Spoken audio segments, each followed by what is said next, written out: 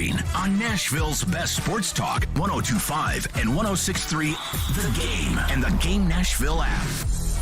10, 9, 8. The Philadelphia Eagles have won the NFC Championship 4-3-2-1 by the final score. The Eagles 31, the 49ers 7. Attention, air traffic control. A flock of Eagles is heading to Arizona. This will be a 45-yard attempt from the far hash. At 8 seconds to go in regulation. Cincinnati does have one timeout left. Harrison Butker, the biggest kick of his Chiefs' life. Placement is down. Butker's kick is up. The spinning kick high, floating in the air, and it is good! Good! Good! Stillman & Company is delivered by TriStar Moving, 102.5, 106.3 The Game, streaming live on Twitter, Twitch, YouTube, and Facebook Live. Thanks to Superbook Sports, live from the Hiller Plumbing, Heating, Cooling, and Electrical Studios. We are down to 2 in the NFL from yesterday's performance. Ian is here today. Hello, Ian. What up, what up? So I don't know how any of this works. We have new telephones. They look like something from Star Trek. Like, I don't, I feel like if I press this button, is that going to take the phones or is that going to fire the phasers? I don't know what it's going to do. We'll find out. I mean, it's like, which one? I'm worried that we're going to shoot down a bunch of Klingons by trying to get Bobby and Laverne up here today with his takes. But it is what it is. So bear with me as I learn this new phone system. It does look very nice, though, which I will give everybody credit to. Okay, enough of that. All right, let's get to yesterday. We got cheated. Not just the Bengals who got cheated because of the officiating. Yes, they got cheated yesterday.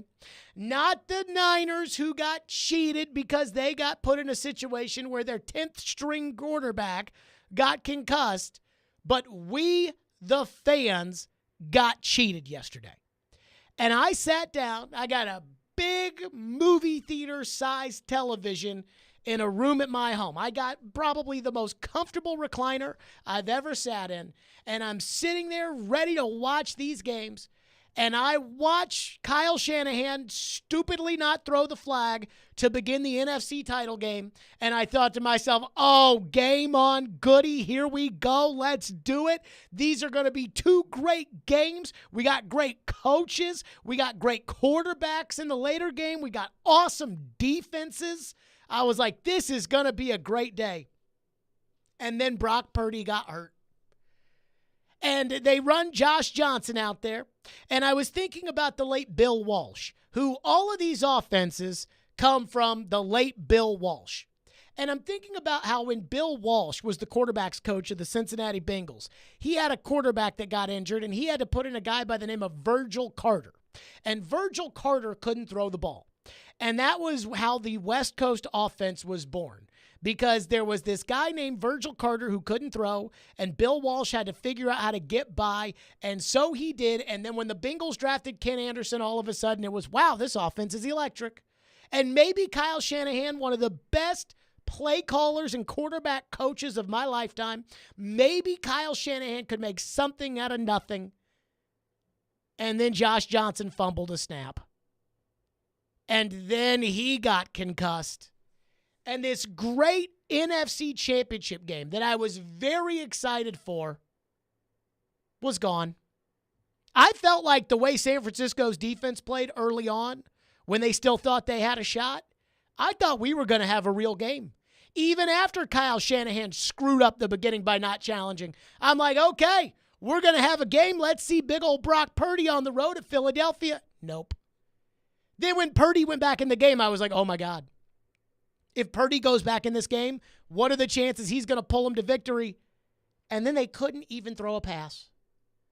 By the way, thanks to the Fox broadcast, you got Brock Purdy over there on the sidelines throwing a ball warming up, but they don't show us a camera shot of where that ball's going or what it looks like. And they got two sideline reporters, and nobody tells us what the ball coming out of his hands looks like, so we don't even know if he can throw or not. So what was supposed to be a great game for football fans like me and you that have no dog in this fight. I mean, I don't want A.J. Brown to win the Super Bowl, but deep down inside, I don't really care. I just wanted, I wanted the Niners and the Eagles. And if the Eagles beat the crap out of the Niners and it wasn't about a guy getting hurt and them having no quarterback, then you know what? It is what it is. But instead, it was a 49er team that was down by 14 points and they just couldn't throw the ball. And so I felt like we got cheated as fans. And I do believe the NFL has to relook at the old rule about the third quarterback after what happened in that game, because it's not about San Francisco. Because if San Francisco had thought that Purdy was going to get hurt and Johnson was going to get hurt, they would have carried a third quarterback. But it is to protect the TV product of people like me see Josh Johnson get hurt, see Purdy go back in the game and he can't throw, and it's like, click, done with that game. So I felt like we got cheated out of what was supposed to be a great NFC title game. Then the AFC title game. We got cheated. Cincinnati got cheated. Everybody who's not a Kansas City fan got cheated. That officiating, and the officiating in the first game was horrendous. But that pales in comparison to the end of last night's game between Cincinnati and Kansas City. As far as officiating is concerned, that should live in infamy for how horrendous that game was called last night. And it wasn't just the late hit out of bounds, which I would not have thrown the flag on. I would not have thrown that flag on Joseph Asai. But it was everything. Every single call went against Cincinnati. Every little 50-50 call. Joe Burrow gets called for intentional grounding when he dirts the ball 4 yards short of a running back. And it's like, well, what? I mean, what is the area? Normally when a quarterback throws a ball out of bounds, but a receiver's hanging on the sidelines, he throws it into the fourth row. Do you think he was really trying to throw it to the receiver over there on the corner on the sideline? Of course not. So Joe Burrow throws one right there in the middle of the field at the running back, and they say nobody was in the area. Bull crap. I mean, they return a punt 30 yards to set up the final drive. There's 3 blocking the backs. And on the play that Mahomes scrambled, there's 2 holds. And not just basic holds. I know everybody says there's holding on every play. There's holding, and then there is holding. And there was a lot of holding. For Cincinnati to get a call last night, it had to be like that pass interference right before the half or right after the half where Hayden Hurst is standing there waiting for the ball from Joe Burrow, and the Chiefs guy tackles him before it gets there, and then maybe they'll throw the flag. That officiating last night was horrendous.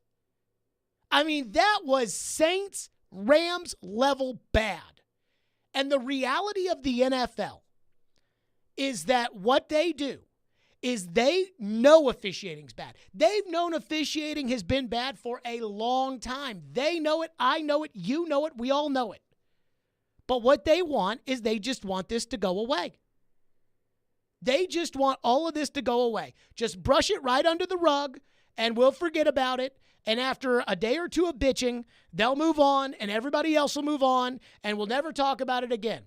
I mean, the Saints-Rams game in 2019, the one where they, hit the guy right at pass interference right before, they changed the rule about pass interference because that missed call was so egregious and so horrendous. They changed the rule to allow you to replay pass interference. And as soon as they did, what the NFL did was the referees crossed their arms and said, well, we're not going to overturn them anyways.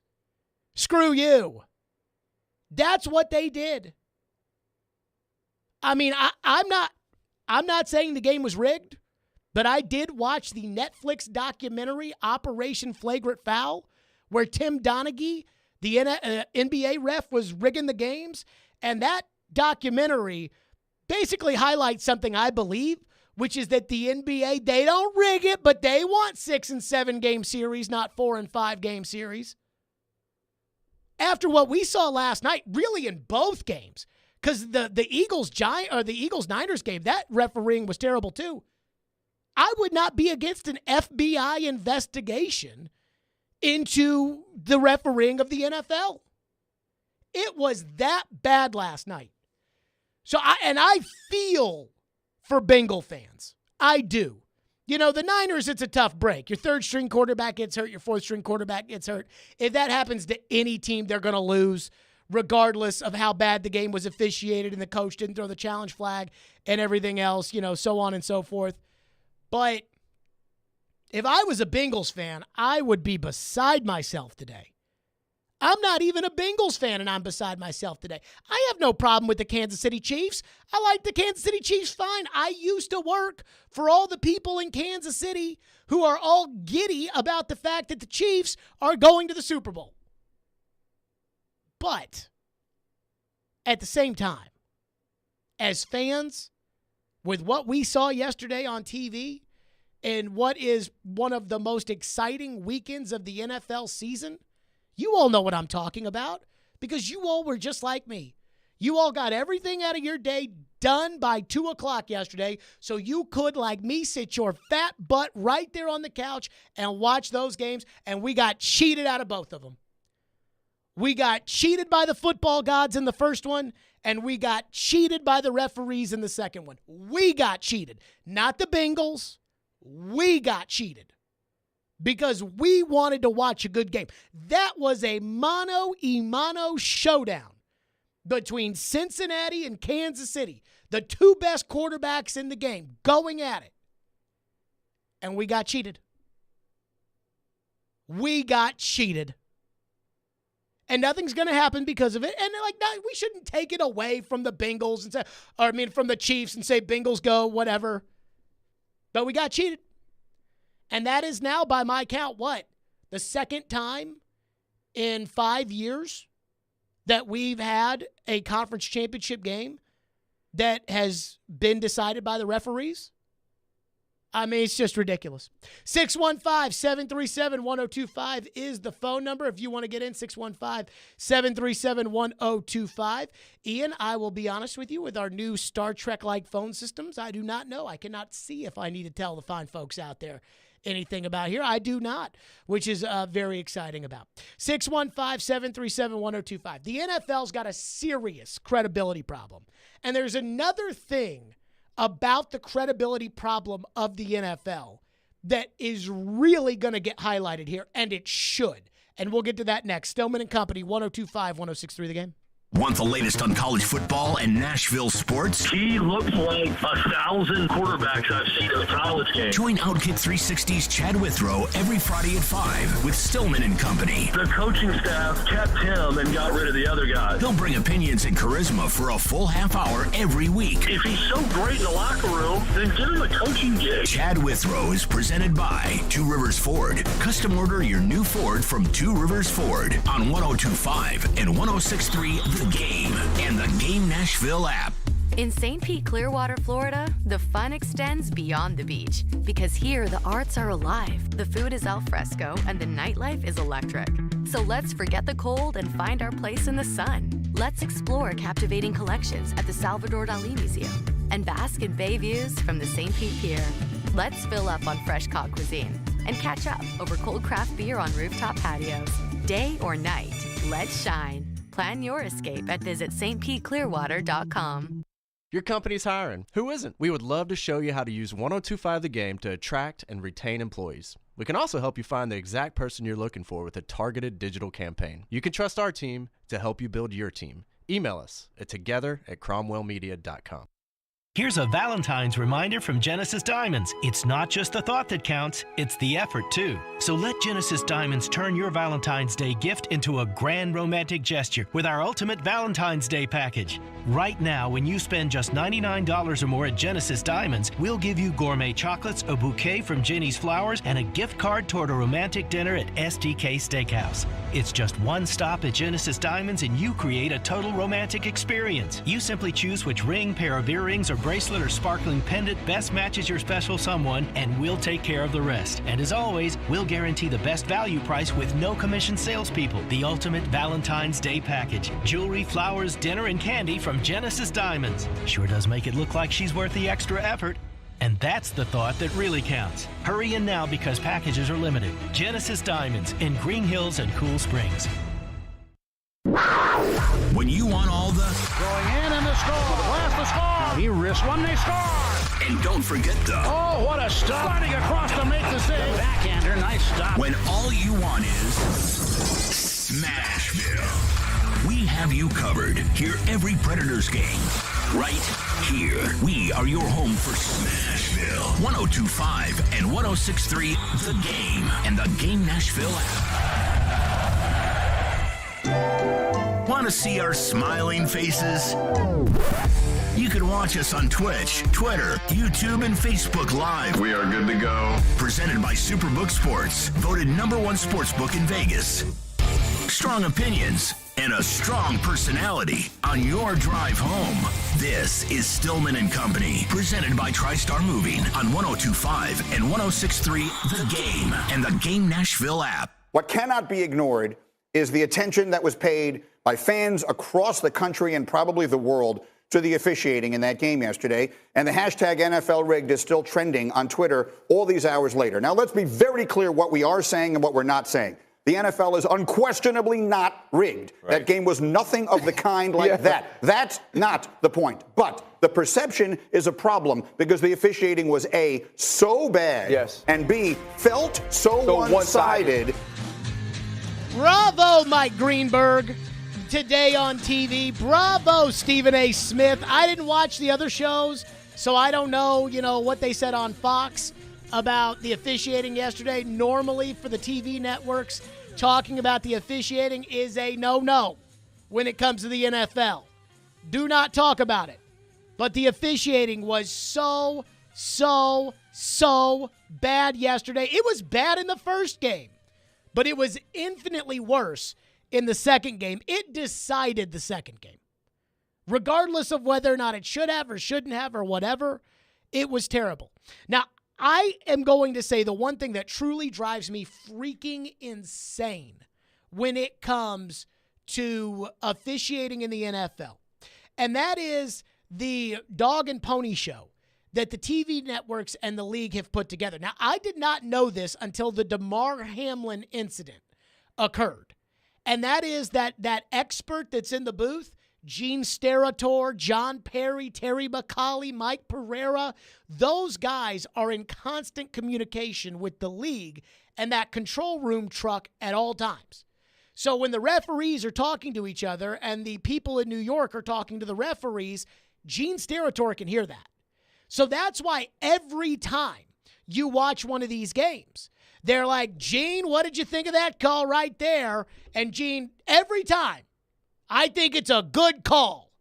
Almost 99% of the time, the referees, former members of the Brotherhood that are now analysts on TV, agree with what the referees on the field call, even when it's total horse crap, because they are A, part of the Brotherhood, and B, the NFL wants that Gene Steratore there so they can sit there and say, well, Gene said, and people will say, oh, well, it doesn't matter because Gene said. A couple years ago, the Titans played a game, and I didn't know about this until the Damar Hamlin thing, about how John Perry, the ESPN referee analyst, is in the booth talking to the league because Joe Buck said that it was going to be 5 minutes to warm up. And the league vehemently denied that that was true. And Joe Buck and ESPN were both like, no, like you definitely said that. Because John Perry is talking to the league and you said that to John Perry. We didn't say that. But so now we know how the sausage is made. But the league is now, they got a credibility issue. I mean, they've got a credibility issue. And I'm not going to say, to the point of Greenberg there in that cut, it was so one-sided. It's like the Josh Dobbs, Josh Allen thing that I brought up last week, which was you can't see what happened to Josh Dobbs and say that's a fumble, and then look at what happened to Josh Allen and say that's incomplete. You can't do it. It was the same play. But we all know that Trevor Lawrence would be a better TV matchup with Justin Herbert than Josh Dobbs would be. And we all know that if they had ruled out a fumble from Josh Allen, then the game would have been over and, the NFL. And I don't like that. That's not right. That's basketball. Basketball has a referee by the name of Scott Foster. Anytime a series is 2-0, they send Scott Foster in to ref it. Now, why they send him in there, that you'll have to, I'm not accusing anybody of anything. But the NFL cannot have this credibility problem that they have. And it is growing. And those calls last night, Ron Torbert, he should be ashamed of himself. As should John Hussey, who I think is the best ref in the NFL, who did the NFC game. He should be ashamed of himself too. Now, here's the thing that the NFL needs to go away from, is they have these all-star crews. So one crew works together for the whole season, and they do a craptacular job then because they all stink. But then what they do is they take the best side judge and the best line judge and the best back judge and the best umpire and the best referee, and they put them all together. And so instead of, the crew that was together all year, they work them in there. And I believe that they should not do that. Just like how teams advance, not all-star teams, I think they should allow the best referee crews to advance throughout the course of the year. But the NFL's got a problem. They got a real problem. And the officiating yesterday was horrendous. And like I said, we got cheated out of the mano-a-mano match between the two best quarterbacks in the game. Phone lines are driven by WilsonCountyHonda.com. 615-737-1025 is our phone number. 615-737-1025. And I have no idea if this is the button to press to dial this guy up. Let's try. Michael is up next. Go ahead, Michael. Michael. Can you hear me? Go ahead. Go. All right. Thanks for taking my call. But, yeah, I'm glad that you played that Greenberg clip because I haven't seen anybody from the national media actually calling out the referees today so far. Granted, I've been at work. But I did see on Twitter that Colin Cowherd was saying something about, let's just forget the fact that Patrick Mahomes threw for more yards, rushed for more yards, blah, blah, blah. Like, he was basically making light of the referee situation, like, Mahomes outplayed Burrow, and it's just like, well, yeah, that might be true, but at the same time, anybody with eyes could see that the officiating last night was completely one-sided, and just because Mahomes outplayed Burrow doesn't take away from the fact that that was one of the worst officiated games we've seen in a long time. So I don't know how every other national site like Fox is reacting to that today, but I did see Cowherd today not defending the referees, but not placing any sort of blame on them. I appreciate your call, Michael. So I have, like I said, I used to work for Union Broadcasting, which owns a handful of radio stations, and they owned the station, the ESPN affiliate in Louisville that I worked for, and they're based out of Kansas City, and they own the big station in Kansas City. Great guys. And so a lot of my friends that are in Kansas City that are hosts there on that station and things like that, they were doing boo-hoo, Cincinnati, about the refs. The refs weren't why you lost. Boo-hoo. And that sounds like that Cowherd take is the same thing where he said, well, Mahomes outplayed Burrow. I don't think that's the case. I don't know about you guys, but when I watch games, I don't just constantly look at the stat sheet. In fact, the only time I ever really look at the stat sheet is when I'm sitting there thinking, like, how many yards did Nick Westbrook-Akine have in that game? Oh, he only had 73. For the most part, I don't look at a stat sheet that defines how I felt about the game when I was watching it. And I watched last night's game. I didn't think that Burrow completely outplayed Mahomes. I thought those two guys went shot for shot, where Joe Burrow takes that throw in the corner of the end zone to T. Higgins that I don't think you can defend for a touchdown. And then Mahomes comes down and throws that laser beam to Valdez-Scantling, which I don't think anybody else in the world could have thrown that ball. And, that's how I felt. It was like a duel out in the Old West. It was a heavyweight fight. Punch, punch, punch, punch. That's what I thought. And I felt like we deserved overtime. Or we at least didn't deserve to give Kansas City 2 third down tries. They got a do-over, and then they got a holding call. It was so one-sided last night. I am not a blame the refs guy. How many times have I come on the radio over the years and blamed the referees for the Titans losing a game? Almost never. This time, the officiating was terrible. It was so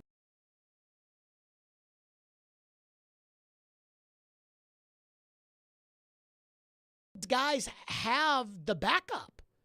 Like, they have the Skycam, the truck in New York. They have all of that. You think that when they call a Patrick Mahomes pass incomplete and then they come together and we see the replay and they show that Mahomes' knee was down before he threw the ball, and then the referee clicks on the microphone and says, prior to the pass being thrown, after a discussion with the referees, the guy's knee was down. You think that they got together and said, was his knee down? Or you think somebody in that earpiece said the knee was down? You know the answer to that. I mean, it's a shame. I love football too much for that bullcrap to go on yesterday and for that to be the standard. And Roger Goodell's going to have his press conference at the Super Bowl next week, and I guarantee you there will be questions about officiating. And he'll probably brush them to the side like they always do. But, I mean, that officiating was horrendous yesterday, and and the first game was terrible. And I'm so tired of the whole, it wasn't one call, that cost the game. It wasn't. They made a handful of mistakes. They made more than a handful. They made 3 handfuls worth of mistakes yesterday. Basic stuff. 615-737-1025. We'll go back to your phones. 615-737-1025 here on the Stillman and Company program. And the one thing that I'll say, and I know it's not going to be popular, and I know people are going to get mad, but I truly felt it in live time, and after seeing the replay, I feel it. We'll get to that next. Stillman and Company, 102.5, 106.3 The Game.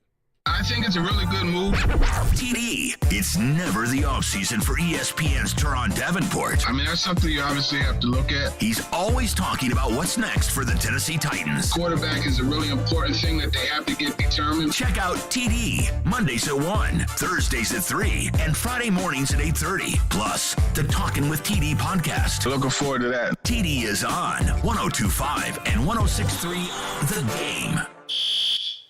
Attention all fire and safety line experts. Middle Tennessee's fastest growing fire protection company is looking for experienced service technicians, designers, and sprinkler system experts like you. Tired of working for a large corporate employer? Work for a company where you're more than just a number. Jarrett Fire Protection is owned and operated by Nashville natives and wants to invite you to grow with their amazing team. Hi, I'm Jason Jarrett, owner of Jarrett Companies. I'm looking to hire experienced sprinkler experts and will offer a sign-on bonus of up to $5,000 for certified professionals. In addition to our great benefits that include a 401k match, PTO, and top pay with annual bonuses, we will also provide you with the top-of-the-line tools, trucks, and equipment that you need to grow your career. Our customer base is large and business is booming with many opportunities for advancement. Give us a call or go online to jarrettfire.com and apply today to become a member of our family and protect our community. That's JARRETT fire.com. Jarrett Companies, where we are above and beyond industry standards. Signs First, Nashville's foremost destination for event signage and physical media. Located just minutes from Broadway, our team of design, production, and installation professionals can help you create an unforgettable event. Stand out. Be different. Go to sfnash.com. Curation CBD, a Pick-10 company, offers high-quality, lab-tested CBD products curated for life for both you and your pet. Hi, I'm Adam Intihar, also known as the Dog Father of Nashville. Curation 600 milligram CBD roll-on really helps me get through my training days. Applying it in the morning and again at night helps me take bites from dogs like Zulu or go on adventures with dogs like Lieutenant Dan. Curation is awesome. Discover the full range of Curation products online at CurationCompany.com. Hi, I'm Steve Lehman. Belmont Basketball is the best sports entertainment value in Nashville. Join us. Get your tickets at BelmontBruins.com. Belmont Basketball. It's Bruin time. On the Tuesday edition of Caroline, Willie, and D. Mays, what's the biggest difference between the teams in the playoff picture and the Tennessee Titans, and what do they have to do to bridge that gap? All of that plus so much more from 11 to 2 on 102.5 and 106.3 The Game. Hey Nashville, this is David Price. You're listening to Nashville's best sports talk, ESPN 102.5 The Game. It favors that, but you still got a chance to clock it. Take your time and take the shot down. Here's Mahomes rolling out on 3rd and 4. He's going to go for the, yes, he's got the marker, and he's got the out of bounds to stop it. And Osai was hurt as he hit the bench, and a flag's coming in to put him 15 yards closer. 40-yard field goal attempt to go to the Super Bowl. Oh, and right there at the end. Gene playing great all day and can't make that decision. Yeah, guys, on this play, you can clearly see that Patrick Mahomes has both feet out in the white as he's getting hit. This is a late hit out of bounds on the play. Personal foul, unnecessary roughness, defense, number 58. And that 15 yards from the end of the play. What'd you think of that, Ian? Did you think that was a 15-yard personal foul penalty? Would you have thrown the flag in that instance? Wasn't overly violent, but it was kind of letter of the law, maybe 2 feet out of bounds all the way. And I don't know, Mahomes almost looked like he sold it, maybe just a tad. It was a borderline call. It's a tough call to make in a situation like that late in the game. So I would not have thrown that flag. I wouldn't have. And I'm going to tell you exactly why. Because, and I thought Amani Hooker got called for a personal foul hitting Joe Burrow in the game here in Nashville under somewhat of a similar circumstance, where Burrow was off on the run, and then Burrow slid, and Hooker tried to pull up, and when Hooker tried to pull up, by pulling up, Burrow slid into him, and they threw the flag. You cannot ask. To me, personal fouls are about intent, and they are about the volition, the aggression with which the play happens. And this is where I take into account the fact that Joseph Asai is sprinting over there, not to hit Patrick Mahomes because he's mad at Mahomes or because he's trying to be dirty. He's doing it because he's trying to save his team's season. To me, that's not a personal foul. And go back to the AFC Championship game when the Titans played the Chiefs in 2019. And if you'll remember right before the half, the big play that changed that game was the scramble that Patrick Mahomes had. And Patrick Mahomes cuts it up the field. And it looked like for a second he was going to go out of bounds. And Rashaan Evans, I believe it was Rashaan Evans. If I'm wrong, I apologize. I don't want to call anybody out here. But it looked like he pulled up there on the sideline. And then Tremaine Brock tried to go for the football and not hit the quarterback. But it looked like at that run that Mahomes was going to go out of bounds, and then he cut it up inside. Well, so what's Joseph Asai supposed to do? What's he supposed to do? Is he supposed to just let Mahomes go out of bounds? What if Mahomes decides not to, cuts it back up, and goes inside? They had timeouts. Now, what Hufanga of San Francisco did at the end of that game when he hit Jalen Hurts out of bounds, that was a malicious hit. There was legitimate intent. Hufanga was frustrated with the way the game was going, and he took a cheap shot on Jalen Hurts out of bounds. I think he was frustrated because he was held on a prior play that led to a Boston Scott touchdown and felt like the referees aren't going to call anything, so if the game's over, I'll take it into my own hands. That is a 15-yard penalty. That is the right call, which John Hussey's crew yesterday did not get very many of them right. But I did not like that Osai call. I would not have thrown that flag there. I would not have done it. Because it's easy to say, well, he had the 2 feet out in the white. Well, we see guys get hit with those flags when they don't have 2 feet out in the white. It's a judgment call. And if you listen back to that cut of Jim Nantz calling the play, and obviously it was a big play, Jim doesn't lose his mind until after they throw the flag. Ian, can you dial that cut back up? Where you hear Mahomes take off. Listen to Jim Nantz. Still got a chance to clock it. Take your time and take the shot down. Here's Mahomes rolling out on 3rd and 4.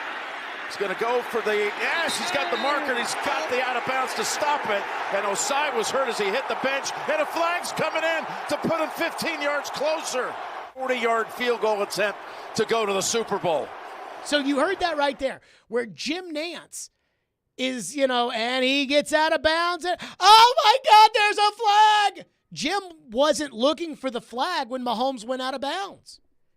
Now, because the rule is written the way it is, in my opinion, it protects the referees because now the referees can say, well, the rule is the rule, and because of the rule, we threw the flag. But I don't think the intent of the player was to maliciously do anything to change Patrick Mahomes or to change that game. And I would not have thrown that flag. And I don't think, when I talk about how bad the officiating was, I'm not just talking about that.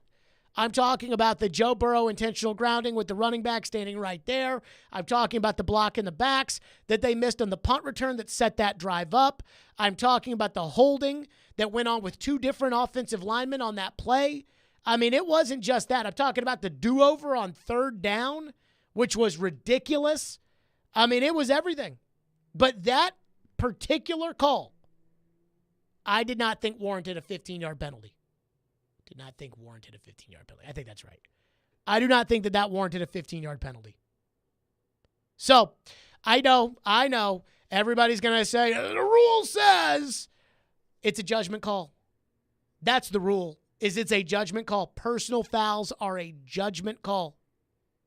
Yesterday, they threw Trent Williams and a linebacker for Philadelphia out of the game for fighting. But what led to that fight was Brandon Ayuk, I believe, and somebody else that were literally going WWE on one another that led to that whole fight and everything else. And then Trent Williams, picked him up and body slammed the guy down, and then he got thrown out. But what about the Ayuk thing? Because, again, it's a judgment call. And I just thought that the officiating in that game was so terrible. And I wouldn't have thrown that flag there. The referee should not decide those games unless it is clear and obvious. And to me, that was not clear and obvious. 615-737-1025 if you want to weigh in. A texter in the text line says, why do you think the penalty shouldn't have been called on the hit out of bounds at the end of the game?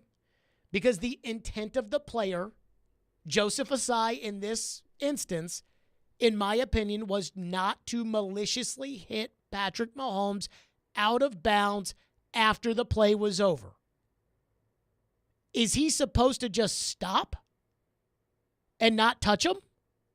Like, what's he supposed to do? What if Mahomes cuts it back up and decides to tack on an extra 25 yards? They call timeout, kick a field goal. There was a game at Nissan Stadium years ago. The Titans were playing the New York Giants, and they ended up coming back from down 21 points. But one of the key plays at the end of the game was Vince Young scrambled, and Matthias Kiwanuka, who was a pass rusher, a former first-round pick out of Boston College for the Giants, Matthias Kiwanuka had Vince Young in a bear hug, and he let him go because he was afraid of being penalized. I don't think you can play football scared. Just like when I thought it was ridiculous that they decided to call just like I thought it was ridiculous when they decided to call Amani Hooker for a personal foul for hitting Joe Burrow earlier in the season. That's how I felt about that yesterday. I think it would have been too hard for the player to stop himself. Chris in Nashville says, didn't care for the grounding call against Burrow when Mahomes threw one away in the end zone while still in the pocket. And I mean this with all sincerity, because a buddy of mine in Kansas City was, he was like, there was holding in the first quarter on Nick Bolton. But other than that, can anybody tell me any controversial plays yesterday that went against Kansas City? Can anybody tell me any controversial plays that went against Philadelphia? Now, I don't think that officiating is why San Francisco lost, but I can't think of a single thing. And I'm not asking for every hold to be called, but you can't miss the obvious ones to me. I mean, it's just, I just don't.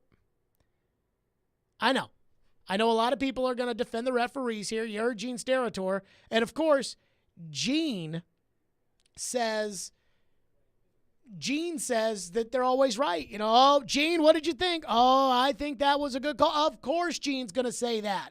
That's why Gene's there. There was a game years ago where the Titans played the Colts, and they screwed up the clock. Now, the difference between one of these games, where in one of these games, there's Gene Steratore is only watching this one game. It was a Titans-Colts noon kickoff, and they screwed up the clock in the Titans-Colts game, and they totally screwed it up. And Gene, who's going game to game for CBS back in New York, Gene is like, yeah, they screwed up. And then about 2 minutes later, there was a review, and they brought Gene in. And Gene was like, I do want to mention that on that earlier play where I said they screwed up, and then he starts talking about how they didn't screw up, and he gives the explanation. And it was obvious that it was like a text message or an email from somebody in the league office. And so I can't trust anything those guys say anymore. Not when I know that they're in constant communication with the league. So they're going to tell America what the league wants America to think and not what actually happened. I can't trust those guys. Cannot do it. Texter says that was especially true in the early game. It seemed like every Hurts incomplete pass was holding her PI. Did anybody notice that one call on Jimmy Ward yesterday where they gave AJ pass interference? And, Greg Olson, who's never critical of anybody on these TV broadcasts, who honestly might be the worst color analyst I've ever listened to. I mean, I think I'd rather listen to Dennis Miller call a game. But that Jimmy Ward and AJ are kind of locked arms fighting with one another. And to me, it was 50-50, and it was still within that 5 yards. And they end up throwing an incomplete pass, and they throw the flag on Jimmy Ward, and they show the replay, and he and AJ, in my opinion, were 50-50. And you hear the TV analyst, oh, yep, nope, yeah, you see that right there? Kind of spun him just a teeny little bit. I think that was a good call. You can't trust these people on TV with what they say about these calls anymore. That's why I like Troy Aikman, because Troy will tell it how it is. And if Troy had been doing one of those two games yesterday, you would have heard a lot different story and tenor than you heard from the guys there that are, the refs are always right. And that's what we got. 615-737-1025 is our phone number. We're back to your phones. 615-737-1025 here on Stillman and Company. Plus, the one thing that I am going to give out an award that is not even really an award. And we'll do that next, and then right to your phone. Stillman and Company, 102.5-106.3 The Game. Your home for MTSU basketball is 94.9 The Fan. Three ball, yes sir! All the big shots and moments live here. MTSU basketball is on a station built for you. 94.9 The Fan.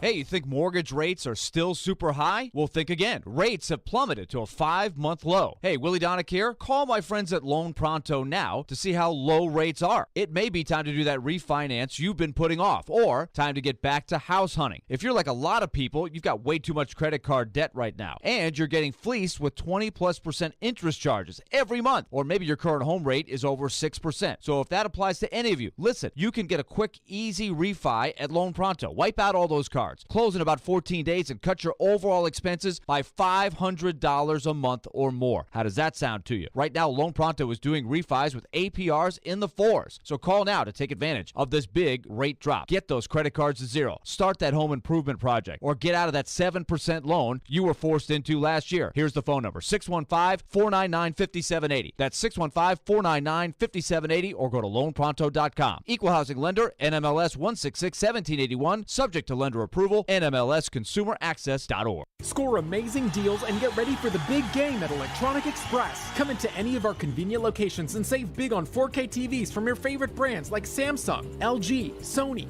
TCL, Hisense, and more. Electronic Express has huge savings in every department. 4K TVs, computers, appliances, smart home, Bluetooth speakers, and more. Save up to 40% with up to 36 months free financing. Get big game ready in-store or online at electronicexpress.com. Electronic Express. We make it happen. In St. Pete, Clearwater, Florida, every day is a great escape. With 35 miles of white sand, there's no better place to get away. So let's explore the secluded beaches of Fort DeSoto, or paddle our way around Honeymoon Island. Let's kick back, kayak, and catch crimson sunsets. Let's trade snow boots for bathing suits. Let's make today and tomorrow a beach day. Let's shine. Plan your escape at visitstpeteclearwater.com. They're insightful. To me, you got a left guard situation you got to figure out. Credible. I trust this guy more than this guy. But sometimes they just argue. Why do you like the NFL playoffs? Those teams lose. I don't want college football to be the NFL. When they get... Robbie Stanley and Joe Rexroad are Robbie and Rex Road. Weekdays from 6 to 9 on 102.5 and 106.3 The Game and the Game Nashville app. You're listening to Stillman and Company, presented by TriStar Moving on 102.5 and 106.3 The Game and the Game Nashville app. But it was a tight game. It could have went either way. Obviously, the officiating was god-awful. I mean, I'm not accusing the NFL of being rigged or anything like that. We're not going that far. But it was just awful. And for me to have Saturday night, which we'll get into later, and to watch the NBA officiating screw up the way that they did, and then to watch the NFL screw up the way they did 24 hours later, it's a pretty bad weekend for officiating. Let's just put it that way. There's no way around it. Stephen A. wants to talk about the basketball officiating, too. I couldn't give two poops about that. I did watch the end of that Lakers-Celtics game, but I don't care about that. The officiating in the NFL yesterday was horrendous, and bravo, Stephen A., for saying something about it when normally the networks are told, hey, don't talk bad about the officials. Notice how both Greenberg and Stephen A. were like, it's not rigged. We promise, we promise, we promise. They got to make sure they say that when you work for a network partner of the NFL. And I don't think it's rigged by any means. If it was rigged, I couldn't watch it anymore. I mean, I don't watch wrestling. But I asked the question, did Kansas City not get a single call? Now, you said Michelle texted you, Ian. Michelle Konezovic, yes, of the morning show, and Chase and Michelle. Okay, so she texted you, and she said what? She said there was a couple of instances where she thinks that Kansas City might have gotten a call or two. One was the Hayden Hurst, the Hayden Hurst pass interference call. You mean where they tackled him right before the ball got So there? that was kind of borderline. Like and NFL blitz? And I don't remember. I can't quite get the other one nailed down specifically. But so there might have been a touchdown that got called off. Was there a touchdown that got called off? I feel like I don't know. She sent me a screenshot of a tweet from Nick Wright, and he had a couple of instances that said there was an interception and a touchdown wiped off the board due to bang-bang penalties. That was not a bang-bang penalty on the Hurst one, I think, was kind of legit. Yeah. They tackled him before the ball got there. Cody has been waiting patiently. He's up next. What's up, Cody? Hey, Jared. Good to talk to you, man. Yep. Hey, so I've unfortunately been a Bengals fan for my entire life, and I've never come away from a football game legitimately mad, like just upset. And the downfield just holding blew my mind. I don't even know what to say with it. I can't come up with the words because. So you're talking about on the Mahomes run where they didn't call the holding on the two offensive linemen, or what are you talking about in particular? That was egregious too, but what I'm talking about in particular is the Chiefs defensive backs made up of 4 rookies. There's no way that you could say that they locked up T. Higgins and Tyler Boyd, who got knocked out kind of early, and Jamar Chase. It was so blatant that they just stopped showing images of the receivers running downfield. It was unbelievable to me. I'm sitting screaming at my TV half of the game because Jamar Chase is just, he's practically being tackled at some point. So I appreciate your call. I have no idea what you're talking about. Like as far as the downfield holding that, you can't even see that on the TV anyways. So I have no idea what you're referencing. But as far as holding is concerned, I feel like I've gotten pretty good at spotting holding. I can watch a game and I can sit there and I can watch an NFL game and I can see a hold. Like, and I'm not talking about there's holding on every play, but like I can see when a guy's getting his shoulder pads pulled, I can see that in live time. And I'll be like, holding, and then all of a sudden you see the yellow flag come in there. On that Patrick Mahomes run that they docked Joseph Asai the 15 yards for the personal foul, on that run, 2 of the Kansas City offensive linemen held. And not there's holding on every play, like the hold they called on Aaron Brewer against the Chiefs where he got Chris Jones kind of right there by the collar. But I mean the egregious, oh my God, that's a hold. And they didn't throw those flags. And if you're Cincinnati, I think you have every right to be upset about that. As far as the holding on the receivers are concerned, I thought Chase and Higgins got off anyway, so I don't know what you're talking about. And so I can't go that far as to say everything is. Texter into the text line says, my feed has been filled up with people praising Greg Olsen. I do not get this. That's true. I've seen that. The media heads love Greg Olsen. He seemed like, I think this was his best game. Oh, he freaking sucked. I thought it was his best Are game. you kidding me? Well, compared to the others, I think he's doing better. Oh, my God. I thought Burkhardt left I a am little worried to be about you. desired. I think that whole broadcast was freaking terrible yesterday. I mean, let's start off with the obvious, right? Brock Purdy gets hurt. Now, this is why every other network has a quarterback in the booth. And this is why they've always had quarterbacks in the booth. Tony Romo, Troy Aikman, Kurt Warner, Dan Fouts, Boomer Esiason, Phil Simms. Like, this is why they always have quarterbacks. Because Brock Purdy gets hit on the elbow. Greg Olsen doesn't know what that's like to try to throw that ball and come back in that game. He was telling us he couldn't grip the ball. He doesn't know, though. Like, Aikman could tell you, like, I remember when I got hit on the elbow, and they never talked about it. They'd show Purdy on the sidelines warming up, throwing a ball, and they never talked about what those throws looked like.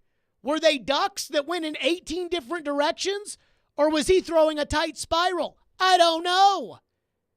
And then they got two sideline reporters, and none of them can tell us anything. The sideline reporters, I hate sideline reporting nowadays. I do. Tracy Wolfson does a good job of it for CBS, but for the most part, sideline reporting today is terrible. And it hit me during the Tennessee Texas basketball game, because I guess the Texas interim basketball coach coached at Texas with Rick Barnes, and so they're good buddies. And so the whole broadcast, the sideline reporter for the Tennessee-Texas game was like, we talked to Rick Barnes, and Rick Barnes told us all about this sideline reporter, or told us all about this coach that he used to coach with. And, I mean, anybody could tell us that story. Sideline reporting is who's hurt, why they're hurt, what's wrong, what did the coach say, who's talking on the sidelines, and they don't give us that. And then Greg Olsen. I mean, just that guy, in my opinion, that guy is never critical of anybody. And that's why I think he's a terrible analyst. Troy Aikman, it's not like Troy Aikman is the harshest critic in the world. But if you screw up, Troy will let you know. If you call a bad play, Troy will let you know. That's why I like Troy Aikman. Olsen, every call's a good call. Every coach is doing a great job. Every player did a great job. They didn't even, as the Devontae Smith play happened. They throw that ball down the sidelines, and Devontae Smith catches it on fourth down. As soon as I see Devontae Smith up yelling for them to hurry up and run the next play, I'm like, throw the flag. You have to throw the flag. They didn't even talk about it until they came back from commercial after the touchdown. And even then, it was like, yeah, that's a tough one. Not going to throw Kyle Shanahan under the bus for bad coaching, because we can't be critical, Greg Olsen. I think Greg Olsen is freaking terrible. I think he's abysmal.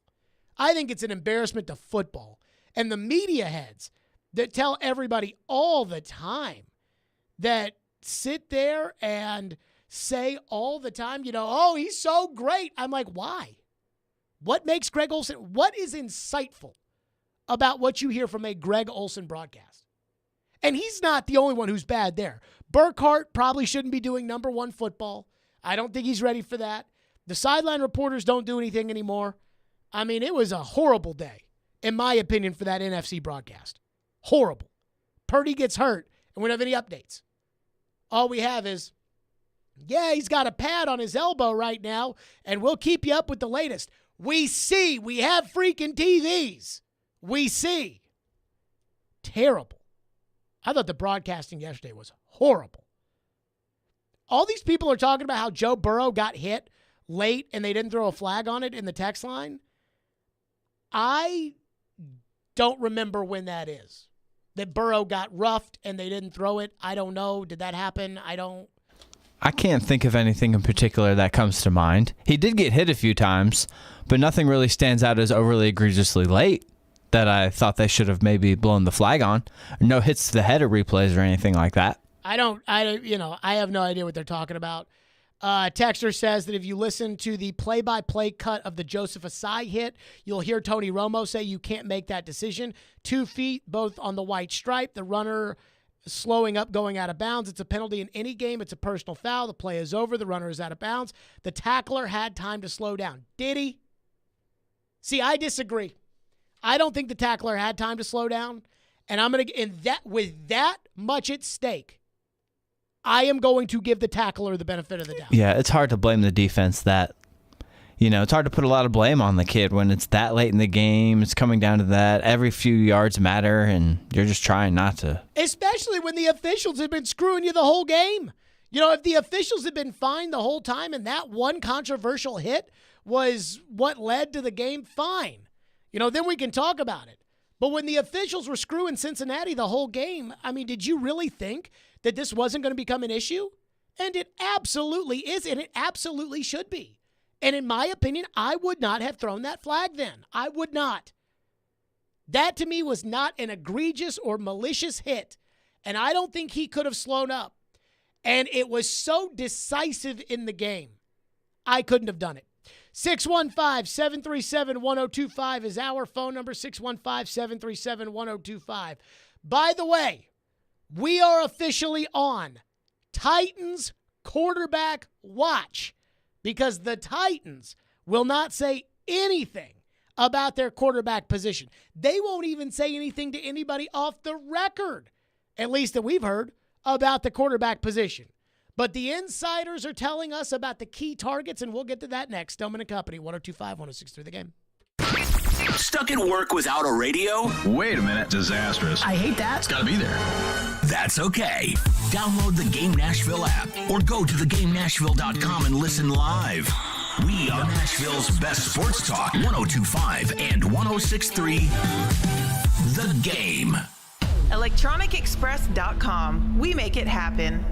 Hey, it's Chase McCabe. The final drive for the championship is here, and there's no better place to wager on the football title tilt than Superbook Sports. Superbook features the best menu of prop bets in the business, plus you can check out their special odds, boosts, and promotions over at Superbook.com. With over 3 decades of odds-making experience in Las Vegas, there's no better place to wager than Superbook Sports. Win some money as one lucky team wins the championship. Download the Superbook Sports app today. Visit Superbook.com for terms and conditions. Gambling problem? Call 1-800-889-9789. Built upon a solid foundation of cast iron and steel, the Kubota LO1 series is part of our under 100 horsepower tractor lineup rated #1 for reliability. They feature powerful Kubota diesel engines and easy operation. The durable Kubota LO1 series. Talk to your local Kubota dealer today to schedule a demo. Go to KubotaUSA.com for full disclaimer. Visit Coleman Tractor Company, your local Kubota dealer in Clarksville, Nashville, Paris, and White House today. I can go from 0 to 60 way too fast. Who knew electric vehicle owners were having so much fun? 20 or 30 years ago, I owned a gas sports car, and this car is much quicker. It's a great, fun car to drive. When you put your foot on the accelerator, it just goes. They're fun, they're fast, they're efficient. Visit driveelectrictn.org to learn how you can start having fun driving an electric vehicle. Sponsored by the East Tennessee Clean Fuels Coalition, the Tennessee Association of Broadcasters, and this station. Hey, it's Jared. If you're listening to us on I-24 towards Murfreesboro or I-65 towards Spring Hill, make sure you check out 106.3 for another great way to hear Nashville's best sports talk. Your Game Center update. The Super Bowl matchup has been set. The Philadelphia Eagles will take on the Kansas City Chiefs in Super Bowl 57 on February 12th. Former Titans wide receiver A.J. Brown and punter Brett Kern will make their first appearance in the championship game. Brett joined Chase and Michelle today, shedding some light on going to his first Super Bowl. You know, the way God works sometimes, I don't understand it all the time, but, you know, it's just a huge blessing to be up here and to have this opportunity. You know, after 15 years to be able to, you know, say you're going to a Super Bowl is pretty cool. And after 4 seasons in Dallas, the Los Angeles Chargers have hired offensive coordinator Kellen Moore. While with the Cowboys, Moore's offense was ranked in the top 10 3 times. And Hall of Fame hockey player Bobby Hull has passed away today at the age of 84. After 23 seasons in the NHL, Hull's number 9 was retired by the Chicago Blackhawks. I'm Nick Keiser for 102.5 and 106.3 The Game. For more, follow us on Twitter at 1025 The Game or visit thegamenashville.com. Live from the Hiller Plumbing, Heating, Cooling, and Electrical Studios. WPRT-FM Pegram, WPUC HD2 Laverne. Nashville's exclusive home for the Nashville Predators. 102.5 and 106.3. A gunny performance. Do your job. And the Tigers regain the lead. The Game. A Cromwell media station. Where you have a voice. He had a competent coaching staff. You just play terrible and you keep playing. And we have strong opinions. What a whiny freaking crybaby response. This is Stillman and Company with Jared Stillman. Presented by TriStar Moving on Nashville's best sports talk. 102.5 and 106.3 The Game and the Game Nashville app. Stillman and Company is delivered by TriStar Moving. 102.5, 106.3 The Game. Streaming live on Twitter, Twitch, YouTube, and Facebook Live, thanks to Superbook Sports, live from the Hiller Plumbing, Heating, Cooling, and Electrical Studios. So I think we have officially entered a new chapter of the offseason, and we're going to call it Titans QB Watch 2023. We need to get some music to jazz it up a little bit, right? Like Titans QB Watch 2023. Dun, dun, dun. You know, something like that. But I think we have reached that phase. Now, I can't remember specifically when we broke the news last year that Aaron Rodgers was purchasing a home in the Middle Tennessee area, Williamson County to be specific, that Aaron Rodgers was purchasing a home, and we reported, as has been confirmed by numerous outlets, that Aaron Rodgers was open at that point in time to joining the Titans. I think it was this week. Like this week before the Super Bowl, I want to say we broke that story on that Wednesday, if I had to guess. And then it blew up about Aaron Rodgers building a house and what does it mean and everything else. And so now, here we are, same week. I feel like the Titans are less committed to Ryan Tannehill at this point in time, with their words, than they were this time last year. Where this time last year it was, oh, nobody feels worse about it than Tannehill, that he threw 3 interceptions and cost you the Bengals game and probably cost you the Super Bowl. Oh, nobody feels worse about it. Don't be mad at him. Nobody be mad at him. Yeah, it was right around this time, Wednesday, February 2nd. Thank you. I mean, don't be mad at Tannehill. And now it's, you ask anybody over there about Tannehill, and it's, we'll have to see. And I hear that, and I'm like, boy, we've been hearing a whole lot of we'll have to sees. Mike Vrabel asked about Tannehill at the end of the season. We'll have to see. Rand Carthon asked about it at his introductory press conference. We'll have to see. So Chris Sanders doesn't think Tannehill's coming back. Fitz doesn't think Tannehill's coming back. I don't think Tannehill's coming back, which puts us at quarterback watch. And let's start with what's being reported, because if the Titans are going to move off of Ryan Tannehill, they're going to move on to somebody better.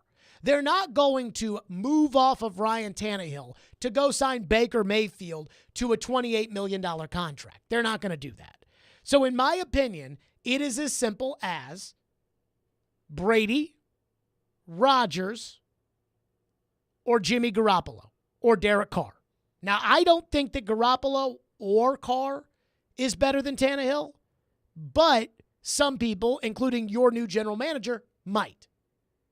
But I do think we are legitimately on coach watch. Quarterback watch. And so here's what the insiders are saying about Rodgers and Brady. Now, remember this time last year when we reported the news about Aaron Rodgers, and it was Green Bay will do whatever it takes to keep Aaron Rodgers. Denver will do whatever it takes to get Aaron Rodgers. Well, according to Adam Schefter, apparently Green Bay is not as sold on doing whatever it takes to keep Rodgers anymore. This was Schefter yesterday.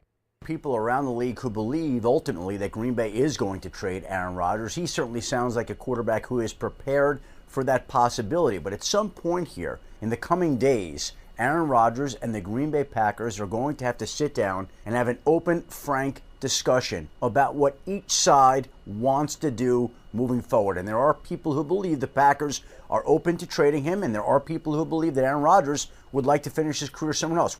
That is a much different tune than we heard this time last year. What we are hearing is Green Bay may want to trade Aaron Rodgers, and Aaron may be okay with that. I listened to Charles Robinson on the morning show last week, Yahoo Sports senior NFL insider, and he basically said that the Green Bay Packers are going to pick up the fifth-year option on Jordan Love. And once that happens, that is the signal of, Aaron, it's time to get out.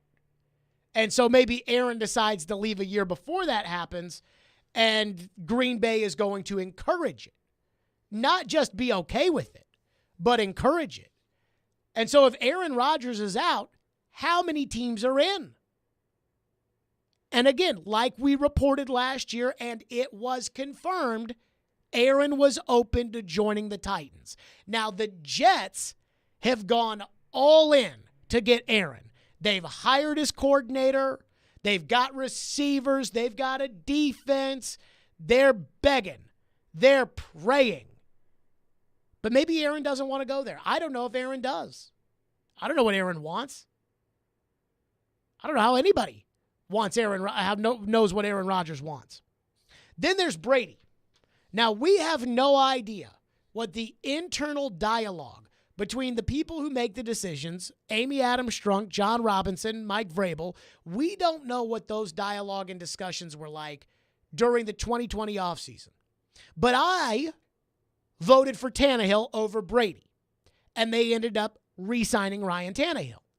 But unlike 2020, the Titans have Tannehill under contract. It's not a, if we go after Brady, we lose Tannehill. It is a, we have Tannehill under contract, so we're okay.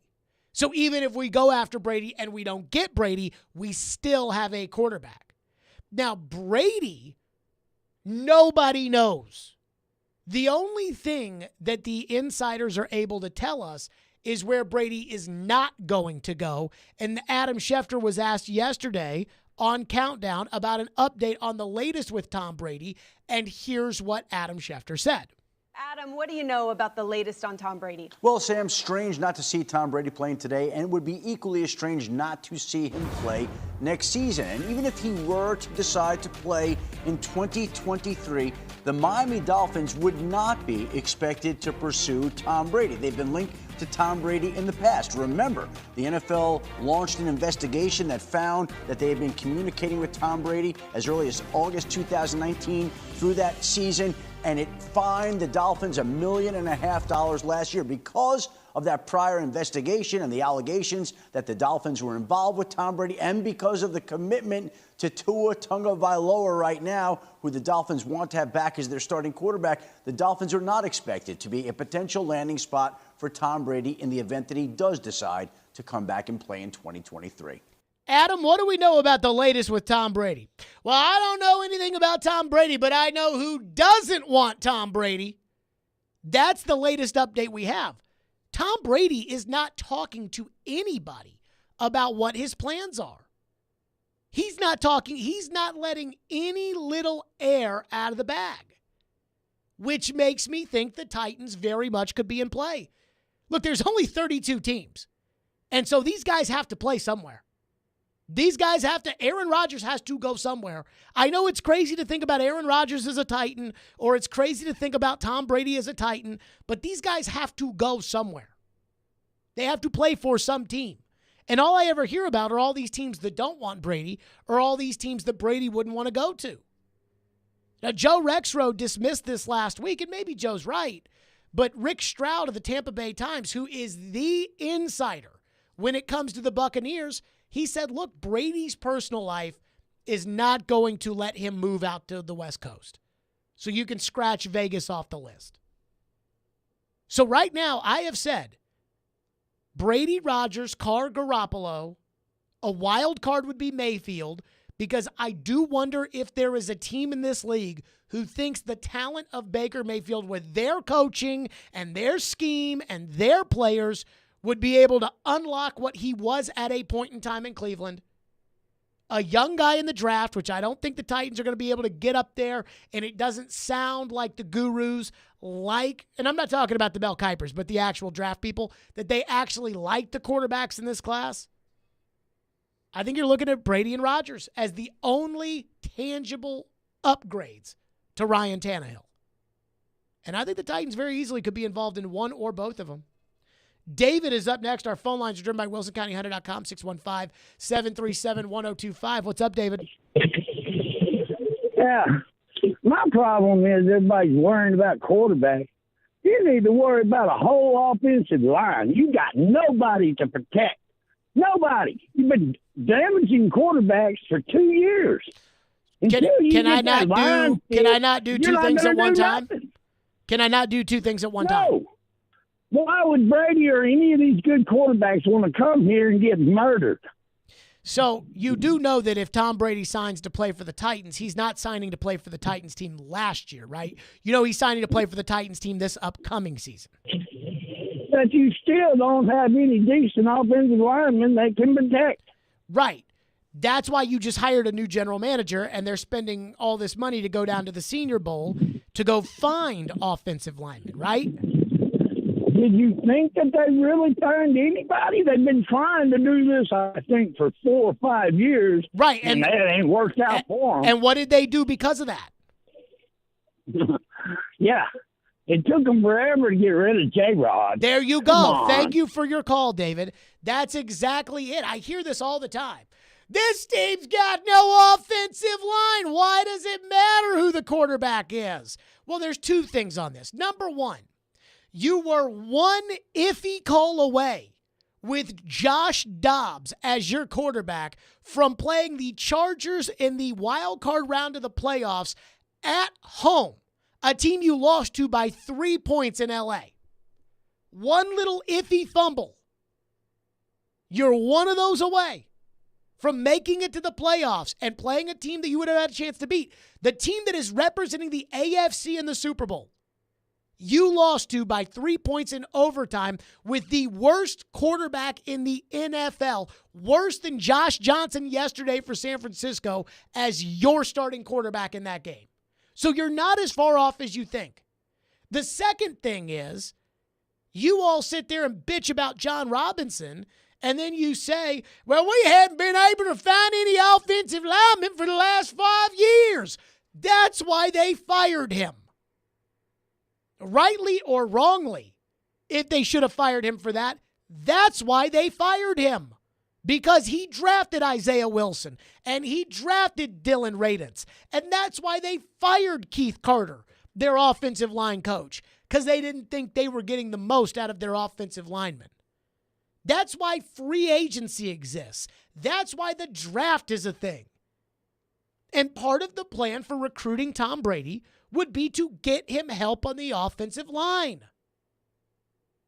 But to sit there and act like the Titans can't look at the quarterback market because you got to handle the offensive line first, that's not how football works. You've got to do multiple things at one time. You can't just say, okay, this year we're going to focus on our punt returners and we're not going to worry about any other position. Sure, if you're the Buffalo Bills, it's a lot easier to build your team because you know who your quarterback is and you'll be okay. But to sit there and act like, oh my goodness, we can't do anything with the Titans until we think about the is ridiculous. And I hear it far too often. 615-737-1025 is the phone number, 615-737-1025. I think there's a handful of questions here. One, do you think Tannehill's coming back? But then if Tannehill's not coming back, I think I know who the Titans like more, just of what I know of the Titans between Brady and Rodgers. We'll get to that next. Stillman and Company, 102.5, 106.3 The Game. 185! Every team needs a quarterback. 185! That's why we have Hasselbeck, bootleg, rollout, toss, touchdown! Tim. You can run good plays at the right time. ESPN NFL analyst Tim Hasselbeck gives his expertise on all things NFL. You evaluate players, and then you're turning them over to the coaching staff. Every Tuesday at noon. At the right time. With Caroline, Willie, and D-Mace. Tim on 102.5 and 106.3 The Game and the Game Nashville app. Want to be the real hero this Valentine's? Genesis Diamonds makes it easy with the Total Romance Package. It's the jewelry, the flowers, the candy, and the dinner out. All the key ingredients for a memorable Valentine's celebration. Here's how it works. When you buy any piece of jewelry for just $99 or more, we'll give you some gourmet chocolates, a bouquet of flowers from Jenny's Flowers, and a gift card toward dinner at STK Steakhouse. We've pulled together some wonderful Valentine gift ideas for the occasion. Rings, earrings, pendants, bracelets, bands, affordable timeless gifts she can enjoy for years. And of course, if you're thinking of getting engaged this Valentine's, Genesis can create the ring of her dreams with our dazzling GIA diamonds and designer mountings. Unlimited possibilities. So bring the sparkle and the romance with one-stop shopping at Genesis Diamonds. Spend just $99 or more with us and get the flowers, the chocolate, and gift card for dinner as our gift. Happy Valentine's Day from Genesis Diamonds, Green Hills and Cool Springs. Limited quantity. See store for details. Protect your engine with Syntec Full Synthetic Motor Oil at O'Reilly Auto Parts. Syntec is designed for today's engines to dissipate heat and reduce friction and wear. Get 5 quarts of Syntec Full Synthetic and a MicroGuard Select Oil Filter for just $33.99, plus 2 times O Rewards points. Choose Syntec, available exclusively at O'Reilly Auto Parts. O'Reilly Auto Parts. Your company's hiring. Who isn't? We would love to show you how to use 1025 The Game to attract and retain employees. We can also help you find the exact person you're looking for with a targeted digital campaign. You can trust our team to help you build your team. Email us at together@cromwellmedia.com. You look at yourself in the mirror every day and you can't deny it anymore. Your hair is not as thick as it used to be, and it's making you feel self-conscious. Hair Club is here to save the day. For 45 years, Hair Club has helped more than 500,000 clients love their hair and feel confident again. No matter what stage of hair loss, they can help. Hair Club can customize a solution just for you. For a limited time, get 10% off when you book a free consultation today at hairclub.com/chase. Looking for a career with purpose or have that passion for youth development? Boys and Girls Clubs of Middle Tennessee provides a safe place where youth gain the tools to learn, lead, and reach their full potential. And that starts with you, offering competitive pay and free after-school care for employees. Learn more at bgcmt.org. Get in zone, AutoZone. Welcome to AutoZone. What are you working on today? Oh, want better visibility to get you through the winter? A new pair of premium wipers can help. Right now, you can earn a $10 bonus reward when you buy a pair of Rain-X Quantum wiper blades. See better and stay safe on the road all winter long. Get the parts you need when you need them at AutoZone or AutoZone.com. Get in zone, AutoZone. Restrictions apply. Offer available to AutoZone Rewards members. Anyone want to tell me what happened? Did you miss any of today's show? It's okay. It's fine. Don't worry. Subscribe to the Stillman and Company podcast on Apple, Spotify, and other podcast platforms, or by going to theGameNashville.com. All right, I'll give it a shot. Strong opinions and a strong personality on your drive home. This is Stillman and Company, presented by TriStar Moving on 102.5 and 106.3 The Game and the Game Nashville app. I want to see him in the Big Apple playing for our Jets. And right now, look, come to the biggest city in the world and the greatest city in the world and forget about all these other teams or whatever, Aaron. You come here. You've got one of the best defenses in the league already. We got talent all over the place. You got a great running back to be back healthy. Got a great group of receivers here. And by the way, we got your offensive coordinator that you had when you won 2 MVPs. So we got everything you need here. Come out here. You know what? We got a pile of money. You're in great shape here. Rex Ryan this morning on ESPN. He is banging the table like everybody else who has ever rooted for the New York Jets. He is banging the table for Aaron Rodgers. He wants Aaron Rodgers. Mike Greenberg on the same show, he wants Aaron Rodgers. The owner of the Jets came out and said, we'll be willing to spend whatever for a high-end quarterback. You know what that means. That's code for Aaron. We'll pay you, baby. They want Aaron Rodgers. The Jets do. And as Adam Schefter has made it clear over the weekend and all the insiders, they think there's a legitimate chance that this time, unlike last year and unlike the year before when Green Bay went, oh, no, we're not. No, we're not moving off Aaron, that they would be okay. Green Bay would be okay with moving off of Aaron and moving on to Jordan Love. Now, then there's the Titans. And I think that, like the Jets, for instance, and I don't know if Brady would want to go to the Jets or not. I mean, obviously, Brady has a little bit of a history with the Jets, and the whole Spygate thing, I'm sure he wasn't very happy about. But I think that you're either a Brady guy or you're a Rodgers guy if you were talking about the quarterback that you want for your team. And I believe the Jets are showing you and telling all of us that they are Rodgers guys. They want Aaron Rodgers on the Jets. I don't think the Titans want Aaron Rodgers. Brady, that's a different story. I don't know what the Titans think about Brady. Because I know some of you all seem to think Tannehill's better than Brady, which I don't know where you get that from, but I know some of you think that. Maybe they do too. I do not see the Titans being Aaron Rodgers people. First off, there's the money. Brady's probably going to cost you in the neighborhood of $30 million. Rodgers is going to cost you 60. Secondly, there's the compensation. Tom Brady does not require a draft pick to go back to Tampa Bay in exchange for you to sign him.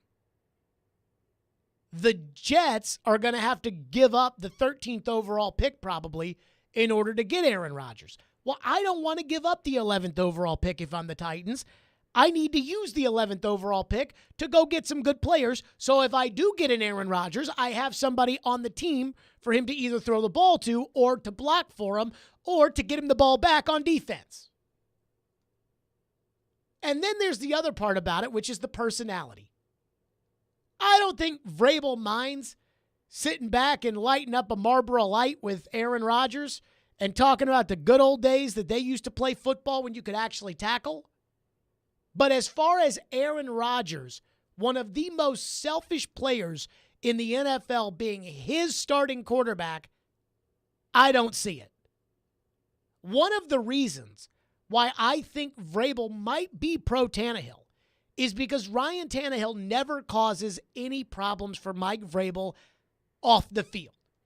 He may throw an interception, or he may not be able to lead a fourth quarter drive, or he can't do what Patrick Mahomes did, where Patrick Mahomes takes nobody receivers and just still finds a way to throw for 300 and hit Marquez Valdez-Scantling, a nobody, for a touchdown.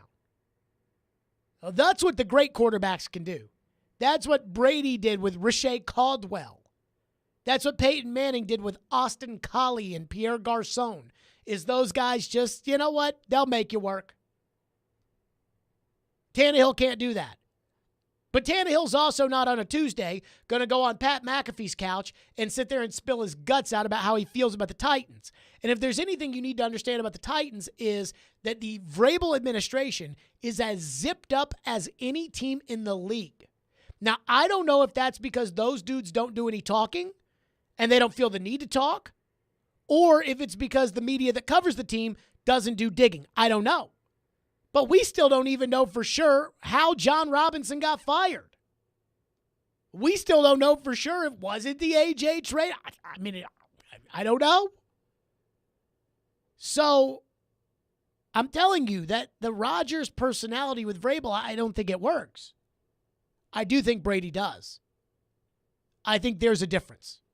So if I had to guess with the Titans, and that's all this is a guess, I would tell you that I think the Titans are more pro-Brady than they are pro-Rodgers.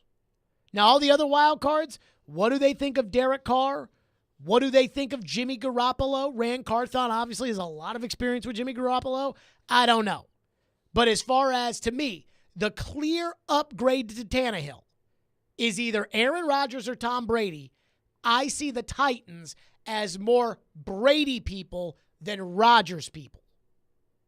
Maybe I'm projecting my own feelings, that I'm more pro-Brady than I am pro-Rodgers, but if I had to pick straight up between Brady and Rodgers, I may pick Rodgers.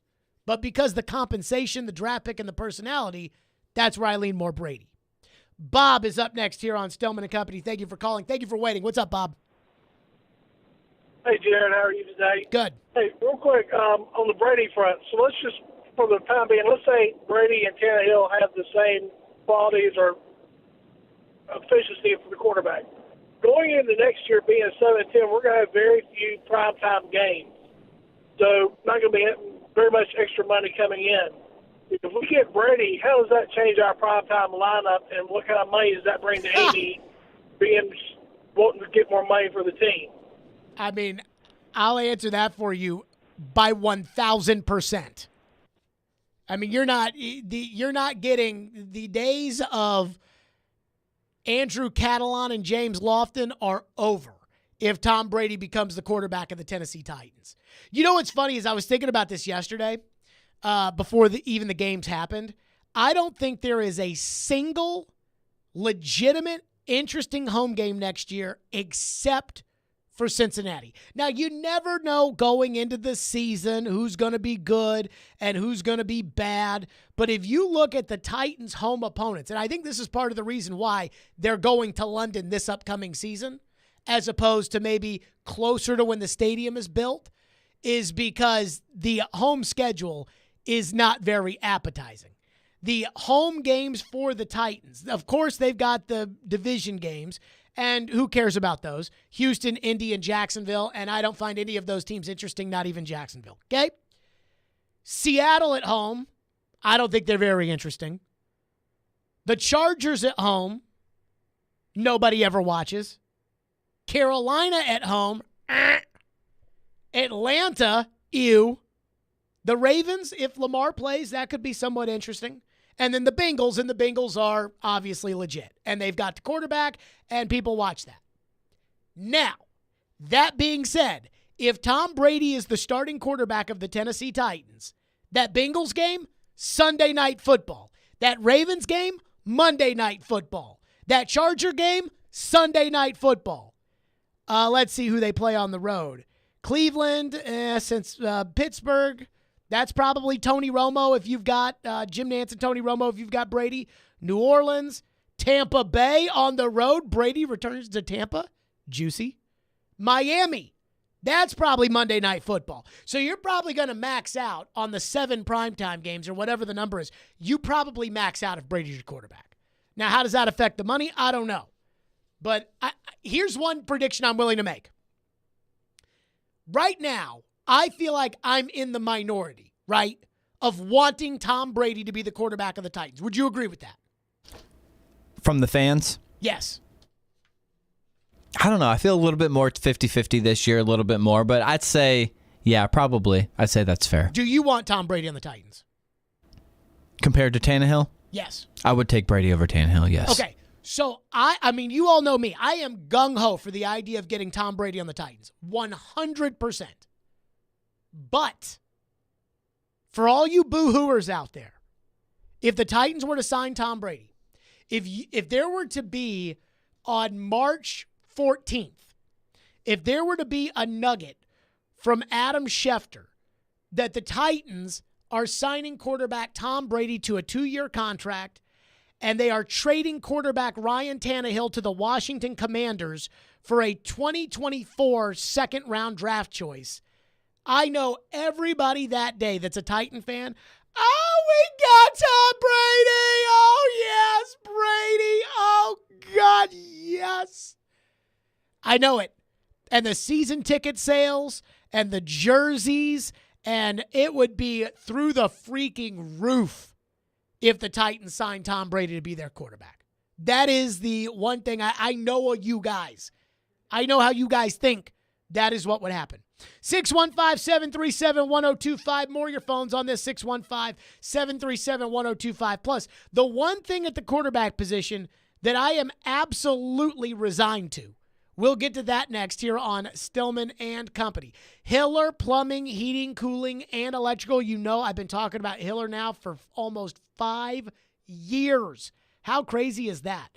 I have been using Hiller at my home for 5 years, and they have done a fantastic job. And that's why I love telling you all the time about how much I love Hiller. And this month, kick off the new year with new upgrades for your home. So we've only got a couple of days left on this one. When you buy something you need for your home this month, Hiller will give you something you want.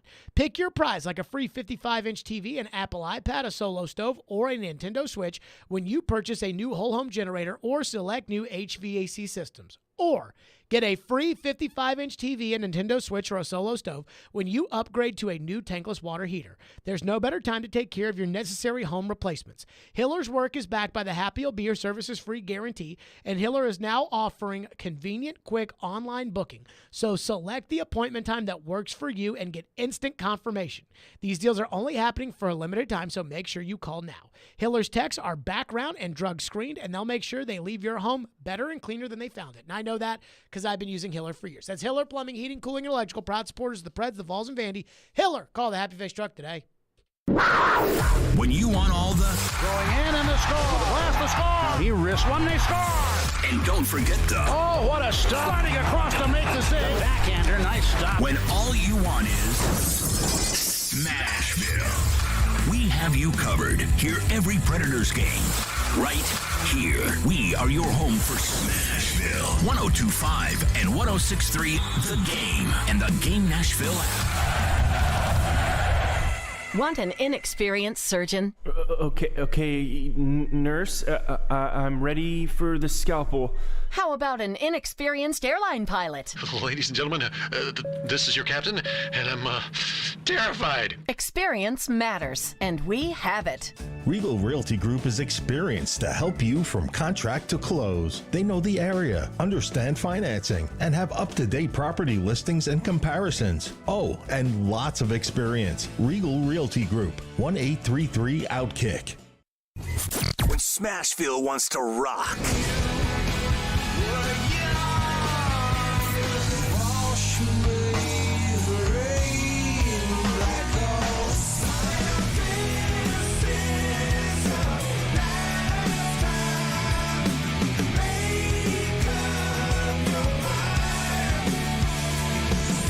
We are Nashville's rock station. 102.9 The Buzz. More than 95% of people incarcerated will come home like I did. I'm William Arnold, director of the new Tennessee Office of Reentry. When they come home, we want to be ready to help remove barriers to employment. It's okay if you've been incarcerated or justice involved. Help is available.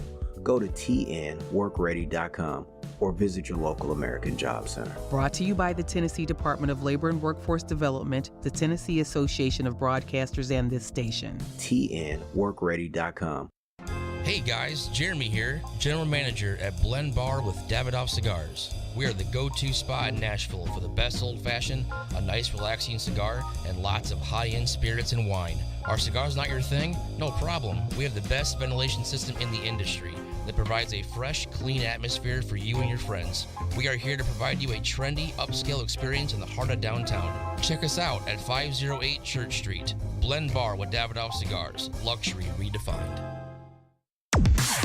When you want live and local. If they were just better at the offensive line. You can be a contender in the AFC again. They've had more winning seasons than not. 102.5 and 106.3 The Game has you covered. Looking for some national programming? Why do I want to get a running back like that 5 more years? The AFC now is so deep at quarterback. Check out 94.9 The Fan.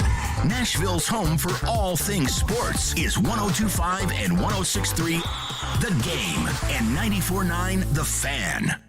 Hey Nashville, this is Vanderbilt head coach Jerry Stackhouse. You're listening to Nashville's best sports talk, ESPN 102.5 The Game. Isaiah Pacheco will be the running back. Chiefs have Kelsey walking out as a flanker to the left side. Cincy with 6 men up on the line of scrimmage. Fake a delayed blitz. Mahomes will fire it late for the end zone. Caught! Marquez Valdes-Scantling on his backside. Touchdown! Kansas City. Marquez Valdes-Scantling on a 19-yard reception on 3rd down and 10. That was the Chiefs Radio Network. That missile. I got to be honest with Mitch Holtis, the guy who calls the Chiefs games. I don't think that call did that missile that Mahomes threw yet. I don't think that did that throw justice. That was a throw that I watched, and I got up, and I was rooting for Cincinnati, but I got up, and when he threw, yes, because it was such a beautiful throw. And Joe Burrow had his beautiful throw in the end zone to T. Higgins, and his 4th down throw to Jamar Chase, and just, I mean, Joe Burrow is so good that even his misses are insane, right? Like the miss to Hayden Hurst in the end zone that went right through his hands, or the one where Jamar Chase was kind of getting held a little bit and the ball hit him in the head, like right at the nose of the face mask. It's like you can't be more accurate. Joe Burrow is the most accurate thrower of the football, in my opinion, in my lifetime. Of all my years watching football, that he is right up there with a young Peyton Manning and an old Drew Brees, because nobody was more accurate to me than those two guys. Peak Rodgers is kind of in that group too, but Joe Burrow, his third year in the league, he can put the ball anywhere. So I am just resigned to this one fact. As we talk about a 39-year-old Rodgers or a 46-year-old Brady quarterbacking the Titans next year, I'm just resigned to the fact that as a Titan fan, the Titans will never have that guy. They never will. You know, when Steve McNair was the quarterback here and he won that one MVP, but nobody ever considered Steve McNair the best quarterback in the NFL. Steve McNair was always behind Peyton Manning and Brett Favre and Rich Gannon, and maybe even guys like Donovan McNabb or Dante Culpepper. He was always kind of in that second tier of really good quarterbacks. People love McNair.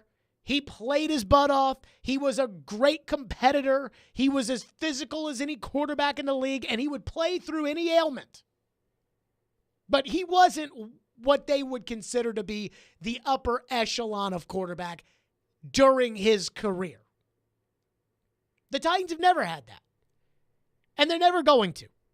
And watching that quarterback performance yesterday between those two guys, I just said to myself, they're never going to have a player like that.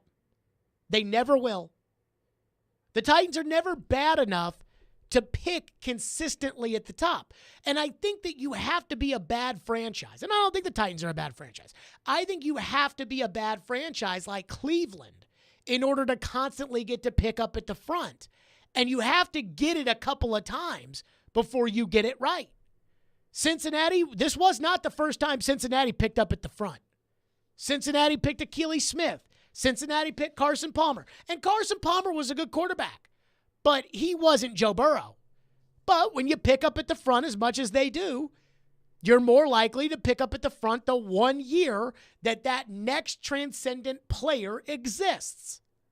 The other guy is Mahomes. And that to me is, and I think people overlook this all the time, but Patrick Mahomes became Patrick Mahomes because of great scouting and because of great coaching to go along with great talent.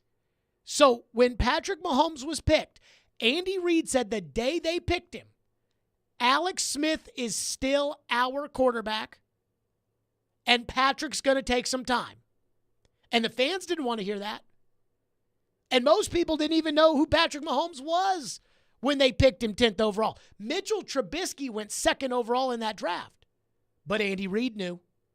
I have no idea if Mahomes would be the same great player he is today if Patrick Mahomes had to start as a rookie. I have no idea. Maybe, maybe not.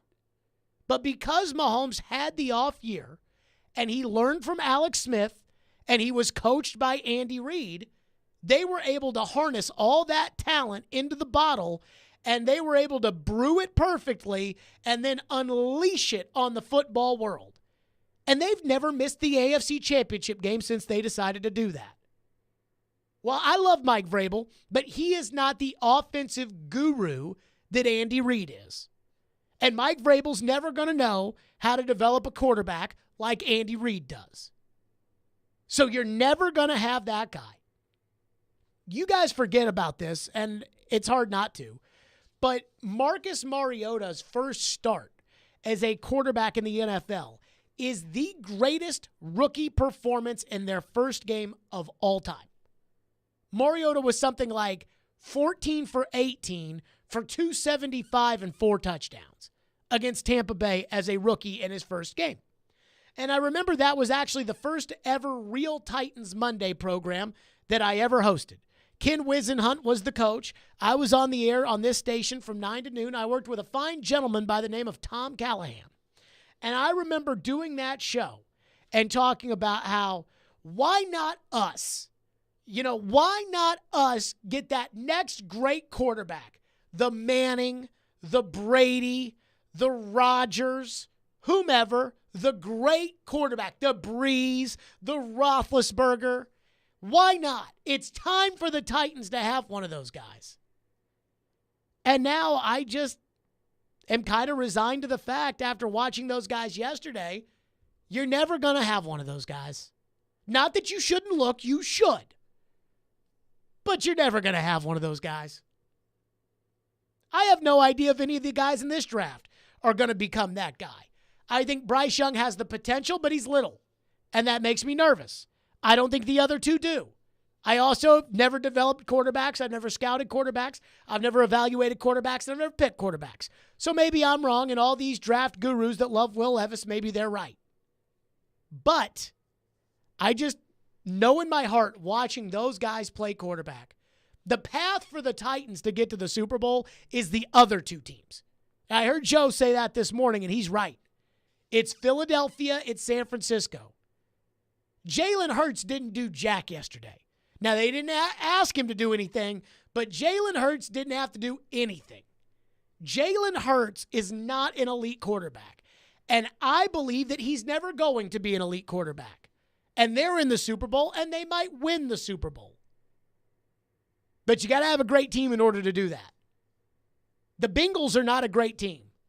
They've got a great quarterback, they've got great wide receivers, and they've got a really good defensive line. That's it. But when you've got that quarterback, you can get by with that. And so I look at those two quarterbacks, and I just know deep down in my heart, the Titans will never have a quarterback like that. My lifetime.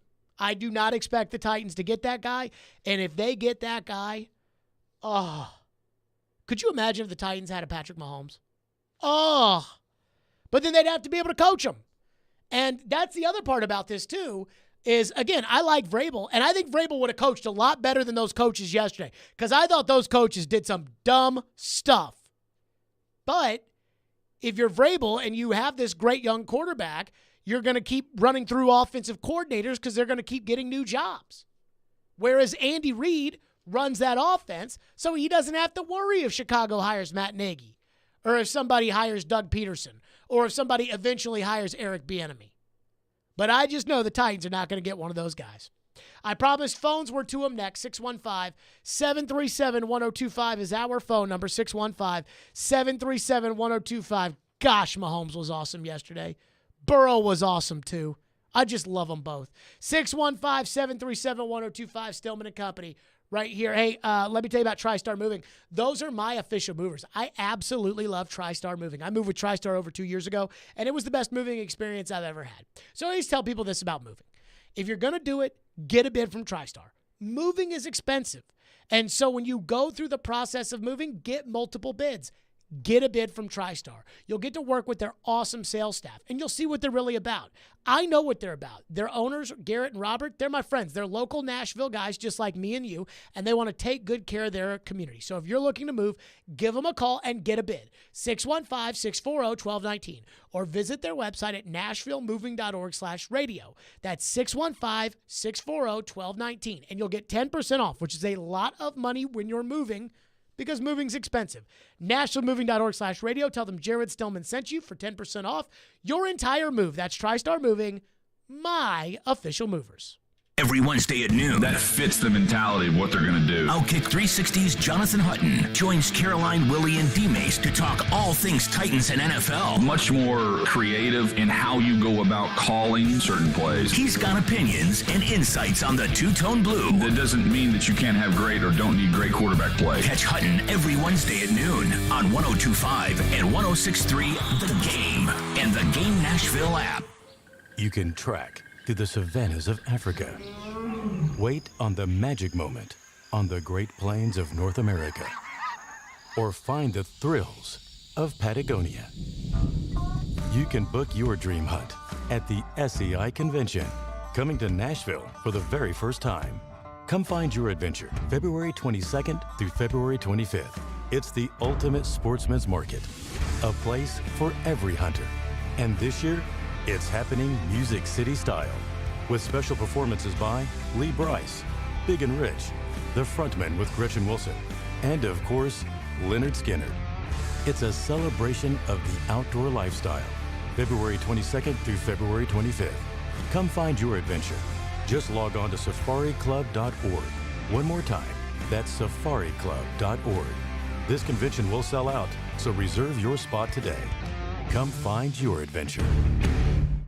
Hey guys, it's the new year. We popped the champagne, kissed at midnight, and it's time to make a new start. But if you aren't popping like you used to because of erectile dysfunction or low testosterone, maybe your new start should be making a call to the Tennessee Men's Clinic. You see, ED is just a medical condition affecting men of all ages. But the good news is that ED is highly treatable. In fact, the medical experts at the Tennessee Men's Clinic have successfully treated thousands of men, with ED treatments having success rates as high as 90%. And with a variety of ED treatment options, including acoustic wave therapy, they can likely find the right one for you. You might even find your cork is popping like it hasn't in years. Plus, their low T treatments are highly effective. So many men have experienced life-changing results, from increased energy to more productive workouts, feeling more rested, and enjoying a greater sex drive too. So make 2023 the year you get free of ED and low T. Make an appointment. Your initial visit is only $99 and includes a more comprehensive approach, including a testosterone lab panel and a medical consult. Call 615-208-9090 or go to TennesseeMen'sClinic.com. Visit our website to learn more, including side effects. Treatment sex start results vary.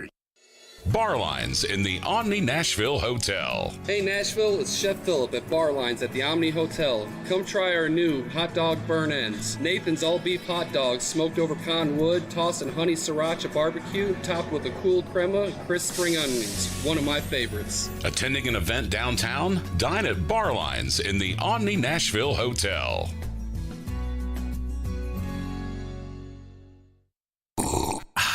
Start your day with a cup of Joe. Ugh, he's gonna think that's stupid. Wait, what? Robbie Stanley and Joe Rexroad are Robbie and Rexroad. There, that sounds better. Thank you so much. Weekdays from 6 to 9 on 102.5 and 106.3 The Game and the Game Nashville app. You're listening to Stillman and Company, presented by TriStar Moving on 102.5 and 106.3 The Game and the Game Nashville app. I don't want to throw cold water on Brady because I really, truly believe nobody knows right now what Brady's going to do. I think going through that, what he went through last offseason, where he clearly ran his mouth too much to people around him about going to Miami and all that coming out, and Stephen Ross getting nailed in the tampering investigation. He learned his lesson. And I think there are far fewer people in his circle this time around in terms of what he would like to do than were last year. I'll give you an example. I don't even think Tom can tell his dad what he's doing. Because I'm not even, I know it's funny, but I've had people be like, he can't even tell his dad. Like, if he tells his dad, it's going to end up getting out there. I love that cut. Charles Robinson on with Robbie and Joe last Thursday. I believe he's every Thursday on with Robbie and Joe. I believe it is Thursday, yes. I know it was last Thursday because I was dropping somebody off at the airport. Mm-hmm. It is going to be weekly, I knew that I was doing that Thursday. I know that he's on every week, but Yep. I didn't know if it's Thursday or Tuesday or, if that was just he moved that. I don't know. But you heard right there, Brady ran his mouth too much last year. Like, that was, Brady told too many people about the plan with Sean Payton and the Dolphins, and it got everybody except for him in trouble, and maybe it even got him a little bit in trouble. I don't know. But so Brady's not talking to anybody on that. And I do love that cut. Not even talking to his dad. Speaking of Robbie and Joe, it's Love Week on 102.5, 106.3 The Game, brought to you by A Moment's Peace Salon and Day Spa in Cool Springs. All this week, listen to Robbie and Joe between 6 to 9 a.m. for details on how you could win a $100 gift card to A Moment's Peace Salon and Day Spa in Cool Springs and qualify for a chance to win $1,000 from Genesis Diamonds in the form of a gift card. That does sound pretty cool. To your phones, as promised here on the program, texter to the text line says, do you think the firing of Todd Downing has to do with the Titans maybe getting Rodgers or Brady, being that Downing wouldn't work with those quarterbacks? I'm going to tell you what I think about the Titans, and this is why I do wonder what the big picture decision for Tannehill is going to be.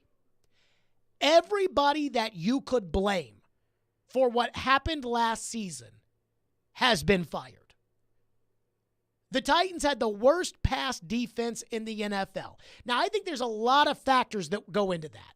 I think one of the problems is their offense is never on the field because they're punting all the time, and they're so good against the run with their 2 defensive tackles and linebackers and their coach, who is great at stopping the run, that teams just decided to throw it anyways. I think another reason is they played a bunch of great quarterbacks. Aaron Rodgers was on the schedule last year. Justin Herbert was on the schedule last year. Joe Burrow was on the schedule. Patrick Mahomes and Josh Allen. So you played a lot of great quarterbacks. Bud Dupree was hurt. Harold Landry tore his ACL. Your 2 pass rushers, they were out. But Anthony Midget, the secondary coach, got fired. Why? Because somebody has to take the blame for the worst pass defense in the NFL. And so I believe that that's why he was fired. John Robinson, the offensive line's a mess. They traded away A.J. Brown. They didn't get return on the dollar. They've got issues at tight end. They never have a right tackle. They whiffed on Caleb Farley. You can blame the roster, which a lot of people do. John Robinson got fired. Then there's the 30th ranked offense in the NFL that the Titans had. Is it completely Todd Downing's fault? His starting left tackle tore his ACL. They didn't give him a left guard. They didn't give him a right tackle. His center got concussed. His quarterback ripped up his ankle. Is it really Todd Downing's fault? I think you could make the argument if you wanted to, and I don't, but you could make the argument that it wasn't his fault. But that's not how this works. In the NFL, everybody who gets blamed ends up getting fired. And everybody that I've ever known who's worked in football has A, gotten fired, and B, it's never their fault. It is never I screwed that up, I sucked as a play caller, I'm a bad coach. It's never that. It's always, well, this guy did this and nobody knew, and then this guy who we banked on got hurt, and so that's why I think Todd Downing got fired, which takes me back to Tannehill, which is everybody that you could blame for what has happened around here seems to have been let go. Tannehill is the reason why you didn't win that Bengals playoff game last year. As decent of a season as he had this past year. And I think he had a decent season. I don't think he had a great season. I certainly don't think he was the weak link. But do they still hold that against him? Like, all the people that have held us back are out of here. And Ryan Tannehill's one of them. And I don't know the answer to that. Texter says, the Titans picking Brady is ridiculous. They don't want a statue. They want someone that can move as well as throw. If Brady goes anywhere, he is going to go to a team that has set receivers, a relatively stable offensive line, and a decent running game. Miami, Vegas, or the Jets. Right. It's easy to say Brady's going to go to Vegas. But Rick Stroud of the Tampa Bay Times has said he's not going out west because of his family. Also, the Raiders have the 28th ranked defense in the NFL. You think he wants to go play with a terrible defense? Tom Brady wants to win. He knows he's going to get hit a little bit, but the Raiders line stinks too. Then there's the Dolphins. The Dolphins are telling everybody. Now, this may be a total smokescreen, but the Dolphins are telling everybody that they're committed to Tua. I don't understand it. I don't know if you understand it. I don't. But my guess is they want to actually go with Tua, though I am skeptical that that's the truth. But they're out if they go with Tua, and the Jets are all in for Rodgers. And again, Brady's got some history with the Jets that I don't know he'd be able just to let go of. You know, that Spygate thing, when you accuse me in every accomplishment that I have in my career of being forged, or you question my integrity, it's hard for me to forgive you. And that's what the Jets did to the Patriots. And so I do wonder if, because of Spygate and Deflategate, if Brady would be hesitant to go to the Jets or the Colts. Now, I don't think the Colts want Brady, and I don't think Brady wants the Colts. But I do think that he would harbor those feelings against those teams. Texture says, Mahomes was a great quarterback in college. He just didn't have the talent around him. I actually pulled up the stats from 2016, 2017, and the top of the list was Jared Goff at Cal, Patrick Mahomes as a sophomore at Texas Tech, Brandon Doughty at Western Kentucky, and like Mike Johnson or something like that from Bowling Green. Now, I remember Brandon Doughty. And remember, there was a lot of talk about Brandon Doughty because he was throwing for like 9,000 yards a game at Western. Now, he never made it really as anything. And this guy from Bowling Green I've never heard of. I can't even remember his name. But Mahomes and Goff were up there too. Here's the thing about Mahomes. And this is where I don't even try.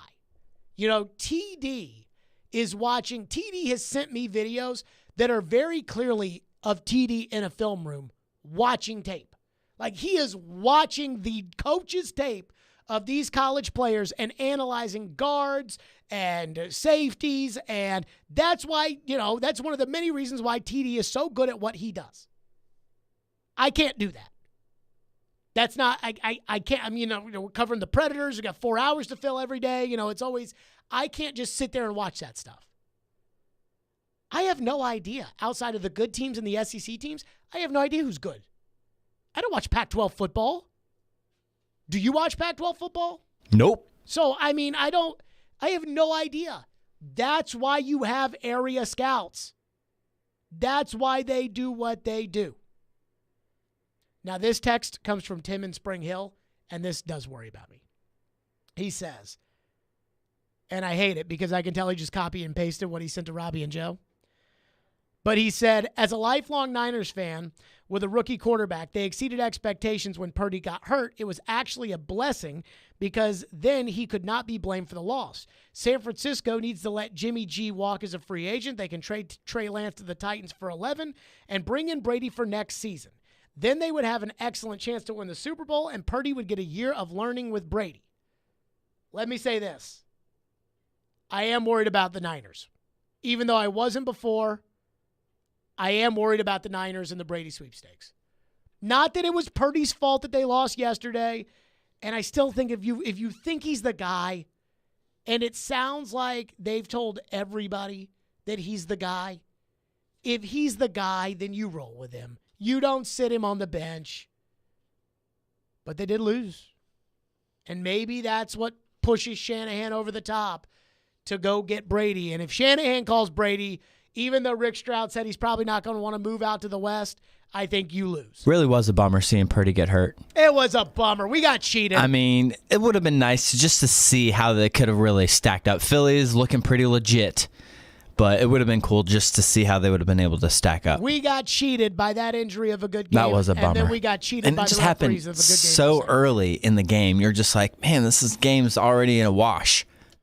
Boy, that Josh Johnson freaking sucks. This dude was been on, 11 or 13 teams in his career already? He almost beat the Titans 5 years ago around Christmas time. I mean, you got to give him credit. He's still around, so he's doing something right. Take the snap. 615-737-1025. Now, I got to get to this. Refereeing aside, which was terrible, the coaching yesterday. I thought the coaching yesterday was abysmal. And maybe the standards for Mike Vrabel are too high. We'll get to that next. Stillman and Company, 102.5, 106.3 The Game. You watch the game. Sliding across, making the stop, UC Cerro. We talk the game. That wraparound goal by Sanford was a beaut. Tanner Janot, Ryan Johansson gets on the board. We are the game. Nashville's best sports talk. 102.5 and 106.3 The Game and the Game Nashville app. ElectronicExpress.com. We make it happen. This week in Vanderbilt history, January 27, 2010. The number 23 Commodores won a matchup of rivals and ranked teams in Knoxville, 85-76 over number 14 Tennessee. With other key players struggling, Jermaine Beal scored 25 points, including a layup and 2 threes in less than a minute to give Vandy a 14-point lead with just under 5 minutes to play. That was after Brad Tinsley had pushed the black and gold in front for good with a 3 at the 8:42 mark. A total of 53 foul shots in the game. Vanderbilt made 21 of 29 and shot nearly nearly 51% from the field. It was a 10th straight win for the Doors and the first in Knoxville in 5 tries. Coach Kevin Stallings said it was a fun one, and he called Beal a nice security blanket. The 2010 Commodore team would go on to win 25 games and make it to the NCAA tournament. It was a big road victory and a double-figure win streak. Vanderbilt 85, Tennessee 76 in January of 2010. This week in Vanderbilt history, I'm Kevin Ingram.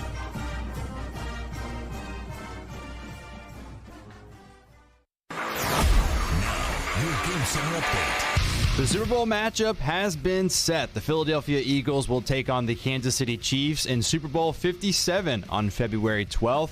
Former Titans wide receiver A.J. Brown and punter Brett Kern will make their first appearance in the championship game. Brett joined Chase and Michelle today, shedding some light on going to his first Super Bowl. You know, the way God works sometimes, I don't understand it all the time, but you know, it's just a huge blessing to be up here and to have this opportunity. You know, after 15 years to be able to, you know, say you're going to a Super Bowl is pretty cool. And after 4 seasons in Dallas, the Los Angeles Chargers have hired offensive coordinator Kellen Moore. While with the Cowboys, Moore's offense was ranked in the top 10 3 times. And Hall of Fame hockey player Bobby Hull has passed away today at the age of 84. After 23 seasons in the NHL, Hull's number 9 was retired by the Chicago Blackhawks. I'm Nick Kieser for 102.5 and 106.3 The Game. For more, follow us on Twitter at 1025 The Game or visit thegamenashville.com. Live from the Hiller Plumbing, Heating, Cooling, and Electrical Studios. WPRT FM Pegram, WPUC HD2 Laverne. Bobby and Rex Road. Chase and Michelle. Caroline, Willie, D-Base. Stillman and Company. Nashville's best sports talk. Crank it up. 1025 and 1063. Crank City scores. On both sides of the one big possession. Touchdown, Middle Tennessee. The Game. A Cromwell Media Station. Where you have a voice. He had a competent coaching staff. You just play terrible and you keep playing. And we have strong opinions. What a whiny freaking crybaby response. This is Stillman and Company with Jared Stillman. Presented by TriStar Moving on Nashville's best sports talk, 1025 and 1063 The Game and the Game Nashville app. Stillman and Company is delivered by TriStar Moving, 1025 1063 The Game, streaming live on Twitter, Twitch, YouTube, and Facebook Live. Thanks to Superbook Sports, live from the Hiller Plumbing, Heating, Cooling, and Electrical Studios. Conference Championship weekend, I would say it did not disappoint, except that it absolutely, positively, 100% disappointed. I mean, it disappointed, in my opinion, in the first game because of the injury, and the officiating was bad, and it definitely disappointed in the second game, and which was a great and entertaining game. It disappointed to me from the poor officiating that we saw that was 100% one-sided and against Cincinnati. But that doesn't mean that those games didn't happen. It doesn't mean that Philadelphia will be remembered as the NFC champion and Kansas City will be remembered as the AFC champion. You know, people forget that when Peyton Manning won his last Super Bowl, they beat the New England Patriots because, A, they had home field advantage because New England decided to blow a game late in the year to chip Kelly's Eagles, and B, Steven Gostkowski missed an extra point, and Brady had to go for 2 at the end of the game as opposed to kicking for overtime, where New England had the momentum and probably would have won in overtime. People just forget about it. And we will not remember that San Francisco had no quarterback yesterday. So it is what it is. But I do want to highlight this because I am very hard on Mike Vrabel. I think Vrabel's a great coach. I think Vrabel sometimes maybe needs to dial the a-holeness down a little bit. But other than that, I think Vrabel's a great coach. And on Sundays, I never feel like the Titans are going to get worked over on the sidelines. I think Vrabel motivates his team very well. I think Vrabel's team has discipline. I wish he'd get rid of this special teams coach. I have no idea why he won't. But outside of that, I think Vrabel's a great coach. Then I watch these other coaches. Did you see how bad the coaching was this weekend? Now, these guys are all considered to be good coaches. Shanahan and Reed, I think, are considered to be great coaches. Now, I always thought Zach Taylor was kind of a boob, but I think he's picked it up a little bit, and I don't think he's one of these dummies on the sidelines like a lot of the other coaches are, like Jeff Saturday. But the coaching all around was terrible. Let's start with Kyle Shanahan, okay, who I consider to be the best coach in the NFL. And San Francisco, in spite of not having an elite quarterback, has an elite team, and they are always right there. You can't blame Kyle Shanahan for Jimmy Garoppolo missing a wide-open Emmanuel Sanders in the Super Bowl a couple years ago that would have won that game. You can't blame Kyle Shanahan for Jakeski Tart dropping the interception from Matthew Stafford last year in the NFC title game. And yet, as I sat there and I watched the first game, and I saw the completion on 4th down to Devontae Smith, I actually thought the 3rd down defense was brilliant. They let Philadelphia complete a ball short in the middle of the field at the tight end to set up a 4th and medium in which they couldn't kick a field goal. They probably shouldn't punt, and you know that offensive coach over there is going to go for it. And they do. And Jalen Hurts, who is not a great thrower of the football, overshoots Devontae Smith. Devontae makes an incredible one-handed grab where he leaps up in the air, and he comes down. And as soon as he comes down, the San Francisco players are up there waving it off, saying, incomplete, incomplete. And Devontae is yelling to his guys to get to the line of scrimmage, let's go, hurry up, run a play. Well, Kyle Shanahan has to challenge. At that point, you get 2 challenges. Even if you blow one, you get 2 challenges. This was worth the first half timeout. That's what it would have cost you. A first half timeout. That is not only a 7-point swing. If that ball's incomplete, you get the ball around midfield. Just freaking stupid. What was Kyle Shanahan thinking? Was he watching the game? Because I'm sitting there in my recliner, I'm like, throw the flag! So terrible. Like, if you're a great coach, I don't know, pay attention. When you see the guys get up, don't the players always tell you every time? Sometimes, if you've watched closely enough, the body language. Andy Reid challenged one yesterday that I didn't think was a bad challenge. Now, the second challenge I thought was stupid. We'll get to in a second. But Andy Reid challenged that one on Kadarius Toney that he thought might have been a touchdown. But when Toney got up and he just kind of jogged off with his head down, that told me he didn't catch it. The reaction will tell you when Devontae Smith gets up, it's like, we got to go to the line of scrimmage. It's because he knows he didn't catch it. Challenge it. And if you lose, all you lose is a first half time out. Freaking stupid. The field position, the points, the momentum, everything. Ridiculous. Number 2, Kyle Shanahan continuing with Brock Purdy down by 2 touchdowns when he couldn't throw. What's the point of that? Like, I know, football's a tough game and Purdy knows the protections and he knows the schemes but if he can't throw, what's the point of having him at quarterback? I'm not advocating for Jawan Jennings because I know Jawan Jennings played quarterback in high school, but because Jawan Jennings is from around here, I know that. Put somebody in there that can throw. They said that Juszczyk is the emergency quarterback or McCaffrey is the emergency quarterback. Even Jawan Jennings, I saw some rumors going around. Put him in there and throw it. If you can't throw, you can't play. And so I thought that was stupid. You're down by 2 scores. What are you trying to do? I mean, it's not like there's a committee that's why this is not a conference championship game in college football where the committee may still put you in. So if he can't throw and you're down by 2 or 3 scores, you have to put somebody in the game that can throw, even if they're not a quarterback. I thought that was ridiculous. Andy Reid challenging the spot of the ball. That, I thought, was freaking stupid. And I'm going to explain to you why, because a lot of you all are going to say, well, he got it right, so why was that dumb? Sure, they got the first down, but it was kind of an iffy challenge. When there is one replay that shows, and then there's another replay that shows, well, that is sometimes tough for them to overturn. Now, again, the Chiefs got every call in this game, so it doesn't matter. But on that one, Andy Reid had 2 timeouts left. If he loses the challenge, not only is he out of challenges, but now he's down to 1 timeout. The opposite of that is a 4th and inches in which they could have gone with Mahomes, or they could have handed it to a tight end, or they could have done something, and they would have gotten it.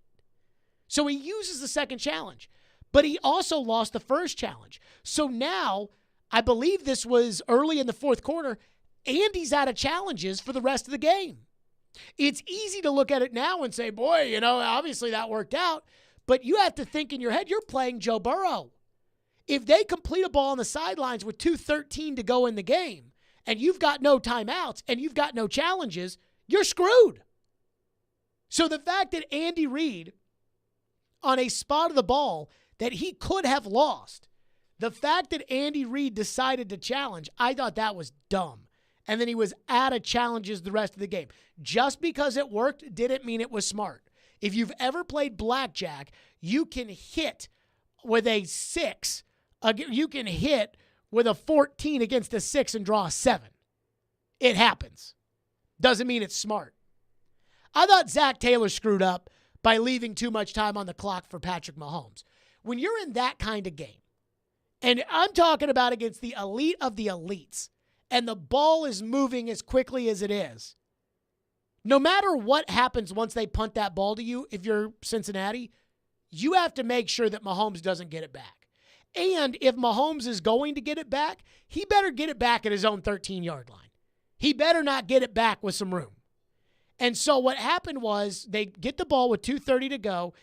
Kansas City has 2 timeouts, and they complete a pass inbounds to Hayden Hurst, and they call timeout with 48 seconds left at their own 33-yard line.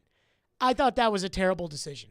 As I was watching in live time, I'm like, I think I let this tick down. You've got all 3 timeouts if you're Cincinnati. I think you let this tick down to 30 seconds. That you let that clock bleed and see if you pick up the first down on the next play. Because with your timeouts, even though 30 seconds, 25 seconds, it's not a lot of time. With your timeouts, you're 2 throws to Higgins and Chase away from being in field goal range. And if there's only 3 seconds left on the clock, you risk almost nothing even if you're trying a 60-yarder.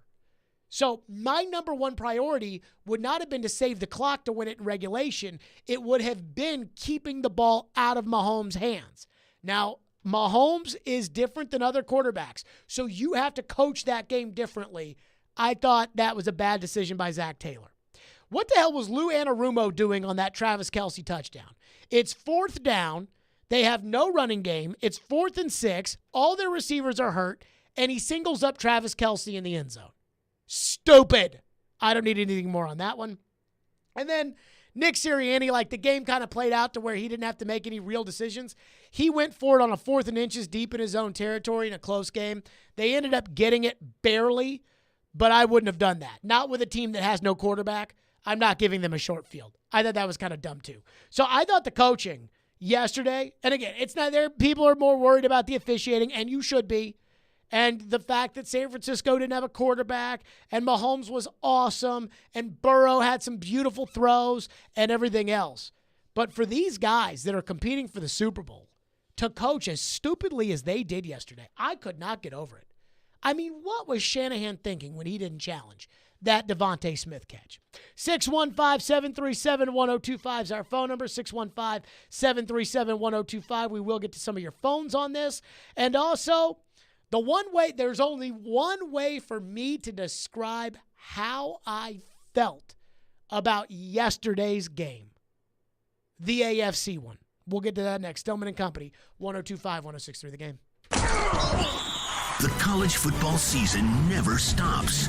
ESPN college football analyst Trevor Manich joins Stillman and Company every Tuesday at 4:30. They've got to do what Nick Saban in Alabama has done so successfully over the last 10 years. Presented by Houston Clinic Orthopedics on Nashville's best sports talk, 102.5 and 106.3 The Game and the Game Nashville app.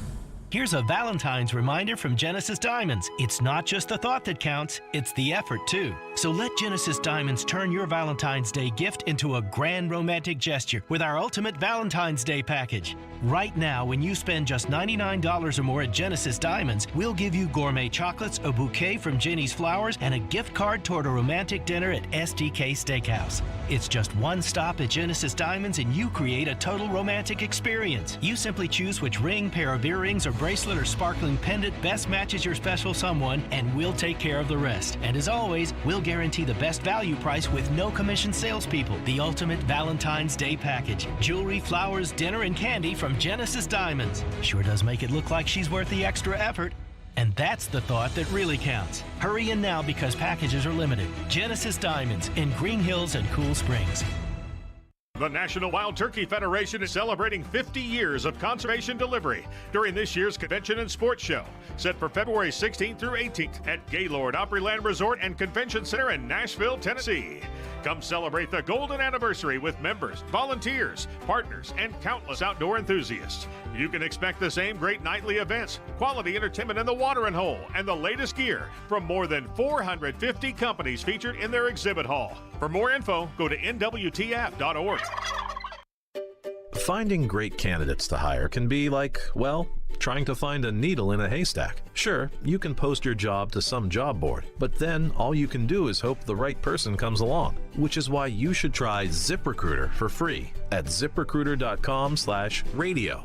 ZipRecruiter doesn't depend on candidates finding you. It finds them for you. Its powerful technology identifies people with the right experience and actively invites them to apply to your job. You get qualified candidates fast. So while other companies might deliver a lot of hay, ZipRecruiter finds you what you're looking for. The needle in the haystack. See why 4 out of 5 employers who post a job on ZipRecruiter get a quality candidate within the first day. ZipRecruiter, the smartest way to hire. And right now, you can try ZipRecruiter for free. That's right, free at ZipRecruiter.com/radio. That's ZipRecruiter.com/radio. ZipRecruiter.com/radio. It's the final days to save big store-wide at the Truckload event at Lowe's. Right now, get limited-time deals on your favorite tools and accessories. Plus, get 10% off in-stock kitchen cabinets with a $1,000 minimum purchase. And save even more on clearance cabinets in-store.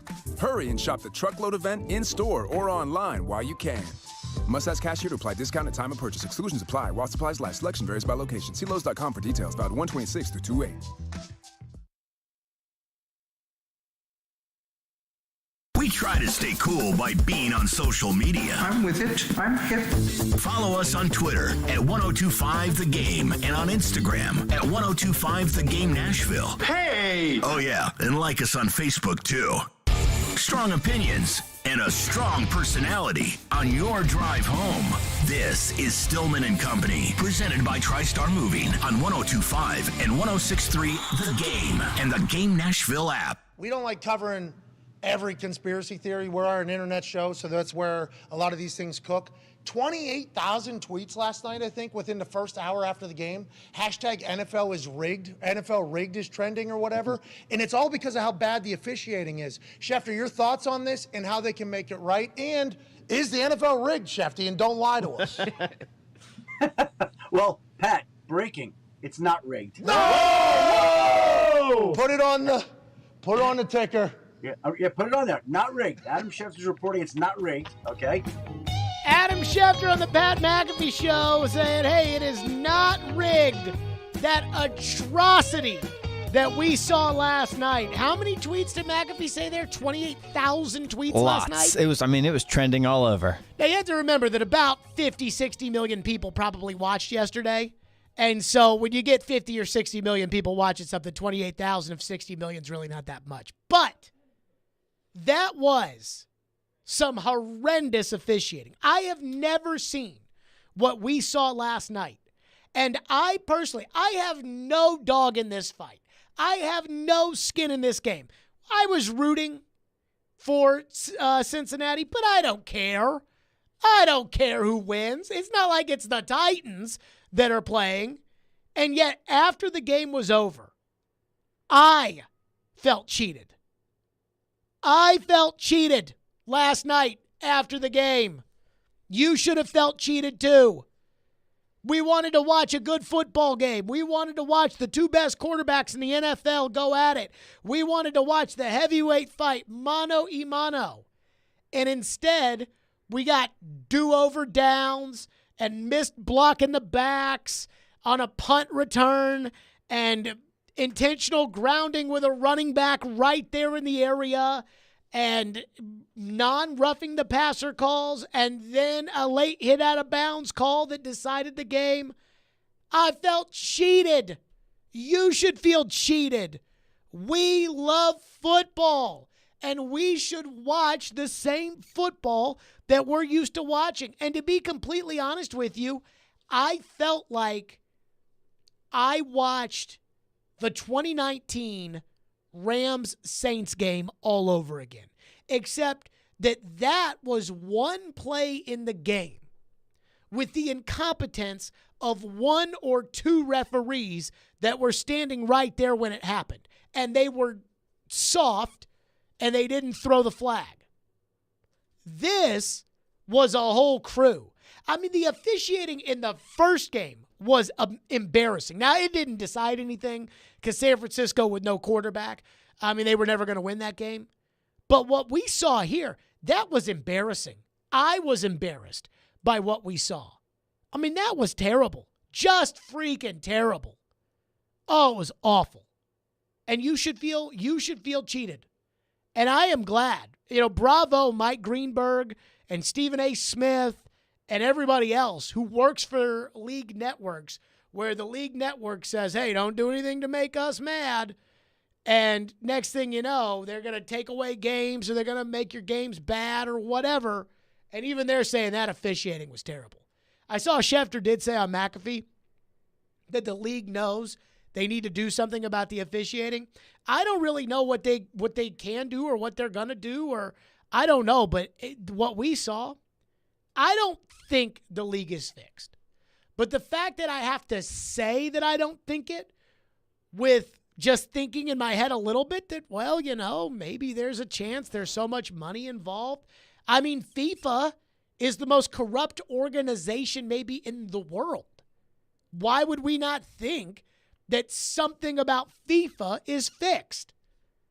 I'm not saying those matches are fixed, but everything else about FIFA is fixed. So I don't know why we would say the matches aren't. And that takes me to this, which is there are millions and millions and millions and millions of dollars that are at stake here. Maybe billions of dollars.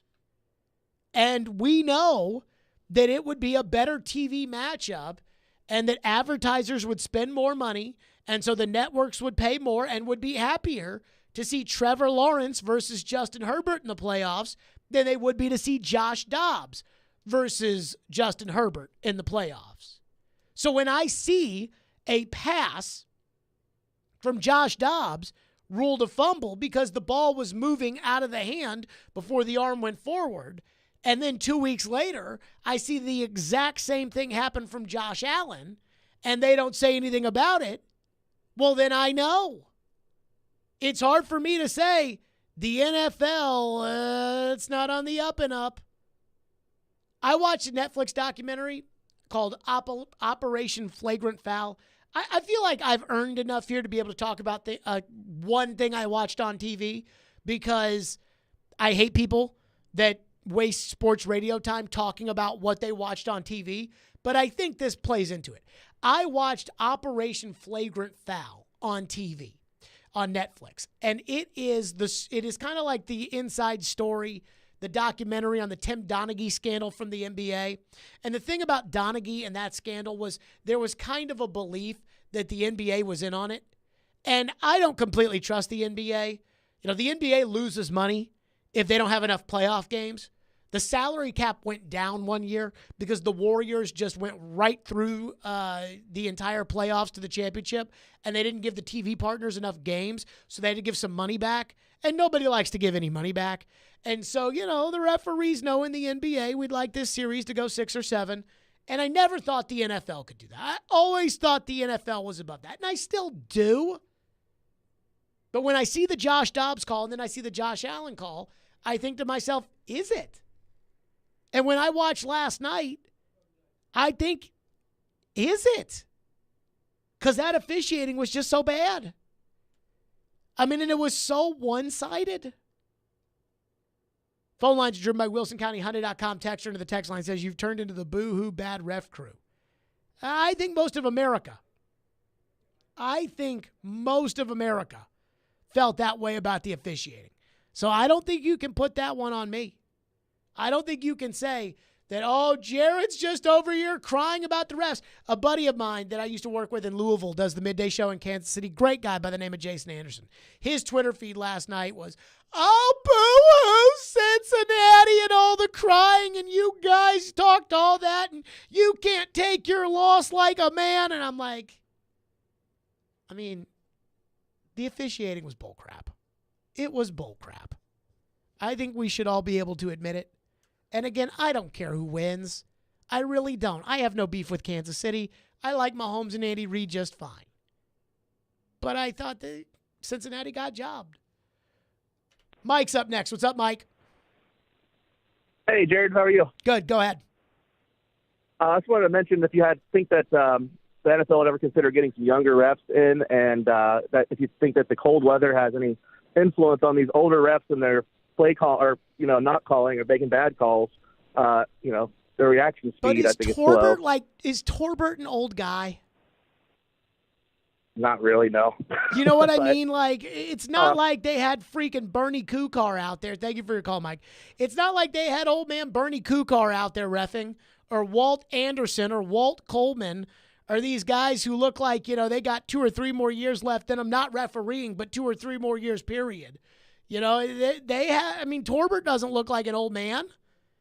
John Hussey doesn't look like an old man. I wonder if they need some more eye in the sky type of things. It's weird how they differ, like whether or not they're using the eye in the sky. And I know it's tough during the season and the regular season because there's so many games going on at once.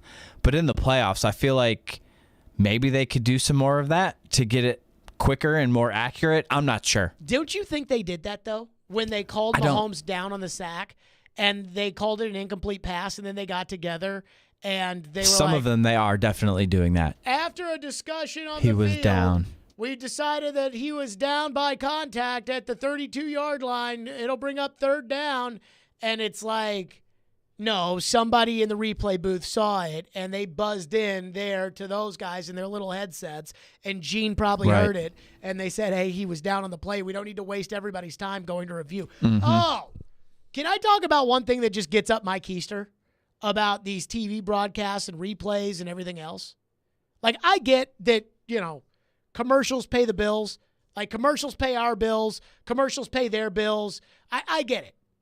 But when you've got a critical play in a game and it gets challenged and they show like 1/2 replay and throw it to break, and it's a critical replay of a playoff game, and it's like, was that a fumble from Brock Purdy? We'll find out next. It's like, no! Show more replays and bring in these high-priced ex-refs to tell us what it was, even though we can't trust those guys anymore. Bring them in, show us 9 replays, and then go to commercial. Oh, that one just gets right up my tailpipe every time. 615-737-1025 is our phone number, 615-737-1025. We'll get back to your phones here on the program. Plus, I am going to give out an award from the AFC and NFC title games that does not exist, but it should. And the one thing that I hope everybody realizes about last night's games, and we'll get to that next, Stillman and Company, 102.5, 106.3 The Game. This is Tanner Janot, and this is Smashville. And now down the right wing side, Tanner Janot. His shot, he scored! Tanner Janot with the shot! This is the flagship of the Nashville Predators Radio Network. ESPN 1025, The Game. In St. Pete, Clearwater, Florida, every day is a great escape. With 35 miles of white sand, there's no better place to get away. So let's explore the secluded beaches of Fort DeSoto or paddle our way around Honeymoon Island. Let's kick back, kayak, and catch crimson sunsets. Let's trade snow boots for bathing suits. Let's make today and tomorrow a beach day. Let's shine. Plan your escape at visitstpeteclearwater.com. Hey, you think mortgage rates are still super high? Well, think again. Rates have plummeted to a 5-month low. Hey, Willie Donick here. Call my friends at Loan Pronto now to see how low rates are. It may be time to do that refinance you've been putting off, or time to get back to house hunting. If you're like a lot of people, you've got way too much credit card debt right now, and you're getting fleeced with 20+% interest charges every month, or maybe your current home rate is over 6%. So if that applies to any of you, listen, you can get a quick, easy refi at Loan Pronto. Wipe out all those cards. Close in about 14 days and cut your overall expenses by $500 a month or more. How does that sound to you? Right now, Loan Pronto is doing refis with APRs in the 4s. So call now to take advantage of this big rate drop. Get those credit cards to zero. Start that home improvement project, or get out of that 7% loan you were forced into last year. Here's the phone number, 615-499-5780. That's 615-499-5780, or go to loanpronto.com. Equal housing lender, NMLS 166-1781, subject to lender approval, NMLSconsumeraccess.org. When that door closed behind me and I was free, the main thing I wanted to do was just re-enter society, get a job, and see my family. It's okay. There's a new state office of re-entry in Tennessee, specifically to help folks like me get jobs. Go to tnworkready.com or visit your local American Job Center. Re-entry is a normal thing, and it's okay. Brought to you by the Tennessee Department of Labor and Workforce Development, the Tennessee Association of Broadcasters, and this station. tnworkready.com.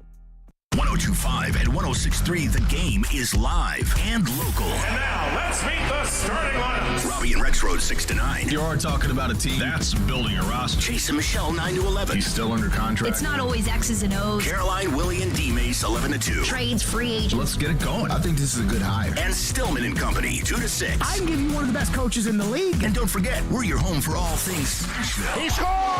Nashville's best sports talk. 102.5 and 106.3, The Game. Hey Nashville, this is Dan Lebitard. You're listening to Nashville's best sports talk, ESPN 102.5, The Game. 3rd and 10 here. They back off the blitz. Hurts over the middle, caught, but short of a first down. It's Goddard making the catch, but that should put them in field goal range if they decide to go for it. They need 3. Hurts runs out of the pocket, looking, throwing deep. Devontae Smith, one-hander. It's the end. He's got it. 1st and goal, Philadelphia. You see him across the board, man, and they're in great shape. Jimmy Ward's in good position. This is just scramble drill. They teach the receivers, if you're running horizontal, you're running to the sideline. When you see your quarterback scramble, you go deep. You go take the top off and run. What an unbelievable catch and adjustment in the air by Devontae Smith, but he was definitely in bounds. How about the Bozo duo over there on Fox that's going to be calling the Super Bowl? Sitting there, Devontae Smith makes this incredible catch. Fox has 37 replay angles. Devontae Smith gets up. It's like, get to the line, get to the line, get to the line, because we got to run this play. We better get to the line. And they're like, let's go, let's go, let's go. And the Bozos over there at Fox aren't saying, did he catch the ball? I don't know. They did not do that. Now, I am going to give away an award for something that I do feel like, and let me say this on the Devontae Smith catch, that drives me crazy, is that I thought it was a total fail by everybody involved. I thought the officials, now it's a tough angle to see the ball hit the ground, but you still are standing there. You need to get the call right. They didn't. I thought the broadcast crew did a terrible job of conveying not only the importance about should they have challenged in live time, but also how likely is it that Devontae Smith actually caught that ball if the San Francisco defenders are getting up and they're saying incomplete and Devontae Smith is sprinting everybody to the line of scrimmage. That is a critical moment in that game. And then Kyle Shanahan doesn't challenge it, which I thought was stupid, but they have got to be, they've got to be critical of Shanahan in that moment, and they weren't. And they got a guy up there in the booth who's a former referee, who's, the guy that sees it, and they weren't critical at all. And I heard somebody say this, and I completely agree with it, that the reality of analysis, and analysis in sports is trending way further towards everybody did a good job, everybody's a good coach, everybody's a good player, everybody's a good GM. I think, we're trending way too far in that direction. league-owned networks and, just constant puffery all the time. It's bad enough with home broadcasters, but even some of these national guys, this is Greg Olson, he won't be critical of anybody. I think sports fans want to know who screwed up and why. I mean, when somebody makes a great play, we want to hear it's a great play. When Mahomes fires that missile in there to Valdez-Scantling, we want to hear what Mahomes saw and how hard it was, and Tony Romo loses his mind over that. Yes, that's fine. But when somebody screws up, we want to know about it. And they didn't do that. Texter into the text line, JD in Brentwood, has 150 cameras in every game, but they didn't see the Devontae Smith non-catch in the Philadelphia game until it was too late. The NFL has wanted Kelsey versus Kelsey and Andy versus the Eagles for weeks. Does anybody care about Kelsey versus Kelsey? I don't care about Kelsey versus Kelsey. I know some people do. Now, Mike Florio, Pro Football Talk, he's been really hard on the NFL about pretty much everything, which is almost shocking for a guy who works at NBC for a league network. And he actually put out there talking about the eye in the sky, the expedited review. And here's what he writes at Pro Football Talk. Expedited review is a vague and inconsistent device for fixing mistakes. And Sunday's games confirmed it. And the NFL should strive to make it better. Florio tweets, examples of inconsistency from Sunday. 1, Devontae Smith's non-catch, fixed by the expedited review. Patrick Mahomes' shin down before the pass was thrown. That was fixed by the expedited review. And Marquez Valdez-Scantling reaching for a first down, not fixed by expedited review. The Chiefs had to throw the challenge flag. That I agree with. If you're going to have the expedited review or the eye in the sky, then you better use it. And I just don't think the NFL does a good job of that. And I think the NFL too often is trying to make it look like these referees really have the power when in reality they're as clueless as we are watching the game at home. And that system would be tough to implement during the regular season. Why? Well, I just think because there's so many games going on at once. So? You would have to have, I know they could obviously afford it and they could put in the infrastructure to do it, but to have all the different crews keeping an eye on each individual game constantly, I don't know. I guess there's however many games on per week, 11 or whatever, 12 games a week, a new crew. I don't know. I guess you could have some crews do Sunday and Monday. But if Fox and CBS can afford to have sideline reporters they could afford for the Titans-Texan games, then they can have people that do that. Maybe they could, and that would be a help, and just get rid of the replay system completely as far as the challenge system. So I don't have a problem with the challenge system. The thing that I have a problem with in sports, though, with replay, is that I feel like replay has gotten to a point where I feel like replay has gotten to the point where it's like now we look at, did the ball move 1 inch or did it touch that one blade of grass? Yeah, and if it did, then you wipe that play off, which that's not really the point of replay. The point of replay is, did he catch it with a foot out of bounds? Egregious mistakes. That's the point of it. Not, Mahomes' knee down yesterday. That's what replay's for. Not for, did it get the 1 inch here? I keep going back to that Philip Forsberg game 1 of the Cup Finals 6 years ago against Pittsburgh, where PK Subban scores and the Predators are up 1-0, and Pittsburgh challenges for offsides, and I still don't know. You've got, the metal skate and the white ice, and you can't see if the skate is up or if it's down. There's no way to freaking tell, and somehow they took that off the board, and I don't know how they did it, and I'm like, that's not what replay's for. Replay is for, did the guy tackle the goalie before they shot the puck? Replay's for, was the guy's foot at the base before they tagged him? That's what replay's for. I watched an NBA game Saturday night, the Lakers and the Celtics. Not that I gave a rat's ass, but I watched it anyways, and they foul somebody, and they're just putting their fingers in the air, twirling it around like, go review it. And that's not, every foul call, that's not the point of replay. And then we have obvious stuff, and we have do-over third downs like I've never seen in my life. These do-over third downs. Okay, I want to give an award out that I think football should have. And football does not have it, and I think they should have it. So in baseball, they have the League Championship Series MVPs. If you are the best player in the NLCS, you are the NLCS most valuable player.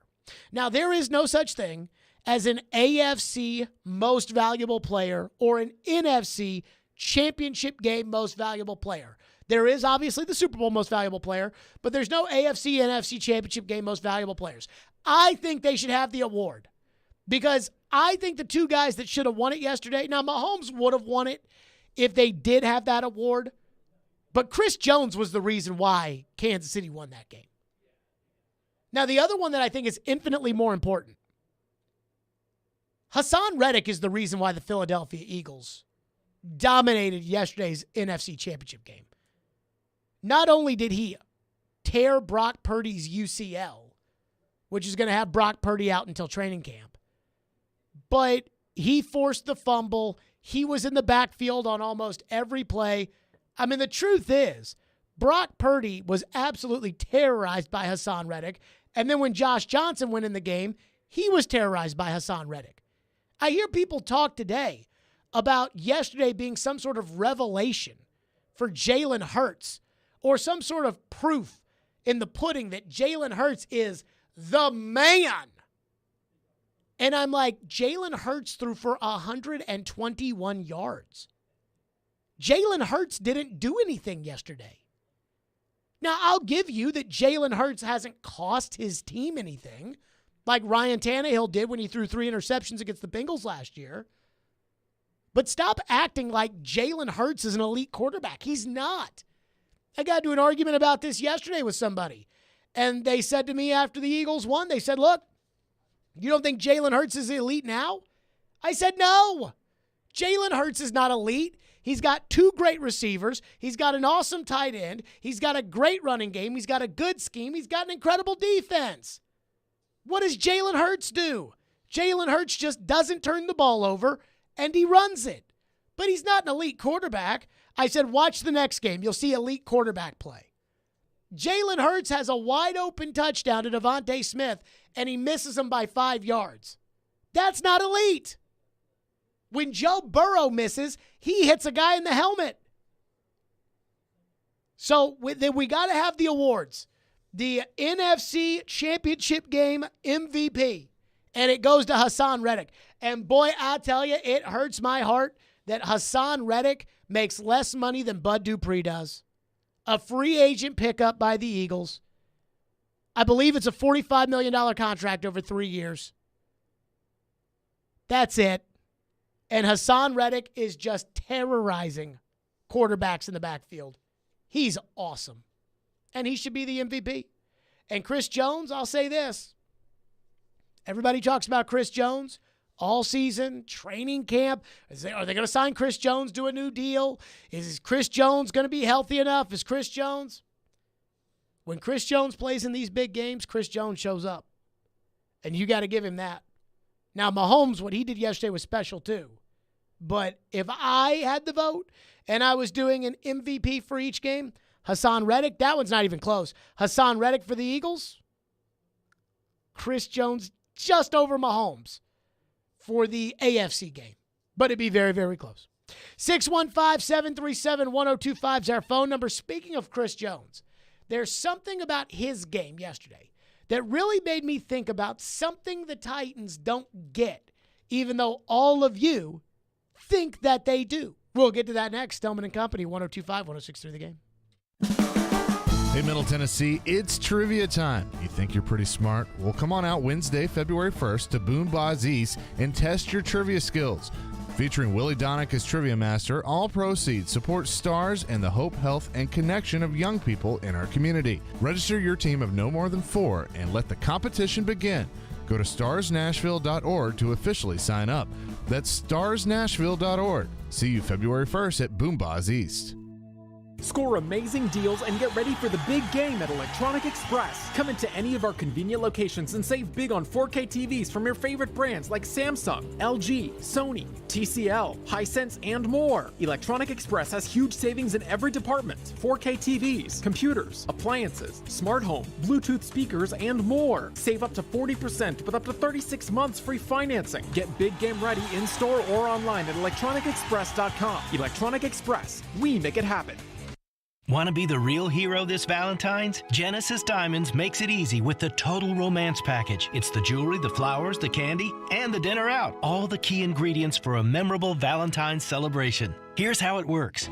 When you buy any piece of jewelry for just $99 or more, we'll give you some gourmet chocolates, a bouquet of flowers from Jenny's Flowers, and a gift card toward dinner at STK Steakhouse. We've pulled together some wonderful Valentine gift ideas for the occasion. Rings, earrings, pendants, bracelets, bands, affordable timeless gifts she can enjoy for years. And of course, if you're thinking of getting engaged this Valentine's, Genesis can create the ring of her dreams with our dazzling GIA diamonds and designer mountings. Unlimited possibilities. So bring the sparkle and the romance with one-stop shopping at Genesis Diamonds. Spend just $99 or more with us and get the flowers, the chocolate, and gift card for dinner as our gift. Happy Valentine's Day from Genesis Diamonds, Green Hills and Cool Springs. Limited quantity. See store for details. Hey, it's Jared. If you're listening to us on I-24 towards Murfreesboro or I-65 towards Spring Hill, make sure you check out 106.3 for another great way to hear Nashville's best sports talk. We're Cromwell Media, and if you work here, you're family, and that means a lot. Dagwood has been our morning host on 102.9 The Buzz for 24 years. For Christy Maffett on our sales team, that means 23 years of service. Haley St. John, also an on-air talent on 102.9 The Buzz, is celebrating 10 years. Shannon Sanders, the architect behind 102.1 The Ville, joined our team 5 years ago. Charlotte Simmons, who works on our corporate team, has been with us for 3 years. Want to be part of our amazing Cromwell family? Contact us at together@cromwellmedia.com. One is smart. This has just been a constant trend for this team. One is funny. That's right. Funny looking, maybe. Chase and Michelle with Chase McCabe and Michelle Knezovic. Are you listening? I'm listening. Everybody's listening. Weekdays from 9 to 11. Presented by Hair Club. Hair Club. Love your hair. Live your life. On 102.5 and 106.3 The Game and the Game Nashville app. You're listening to Stillman and Company. Presented by TriStar Moving. On 102.5 and 106.3 The Game and the Game Nashville app. And now they got another third down. They've done a good job. See how they got him right there? You can go ahead and follow him from behind. Here comes Chris Jones after him. Chris Jones got him. And that'll be a timeout by Kansas City. They moved all the way on the outside there. It ain't going to be many today, Jim. When you need your best players to step up to send you to the Super Bowl, none better. Finalist for Defensive Player of the Year, and he should be. Best season of his career. 15.5 sacks, but he's never had a bigger one than this one right here. Listen, this is from an offensive guy. Patrick played tremendous. The reason the Chiefs won was a Chris Jones. No question. And that's from an offensive person. No question. I thought that Spags, their defense coordinator, Steve Spagnuolo, did an incredible job of using Chris to either get in one-on-one rush situations for him or create other one-on-one rush situations for somebody else. That was Dan Orlovsky this morning. Chris Jones yesterday played like a bad boy. I mean, everything he did yesterday was like Aaron Donald in the Super Bowl, the way that he played. And I'm watching Chris Jones dominate that game. And I'm thinking to myself, that is a defensive tackle taking over the game. Just like Tony Romo said, Jim, when you're in a big moment, you got a big play and you need something there, you got to have your best players show up. Now, every time we talk about anything with the Titans, I get about 17 text messages into the text line that say, I just hope they re-sign Jeffrey Simmons. And let me say this.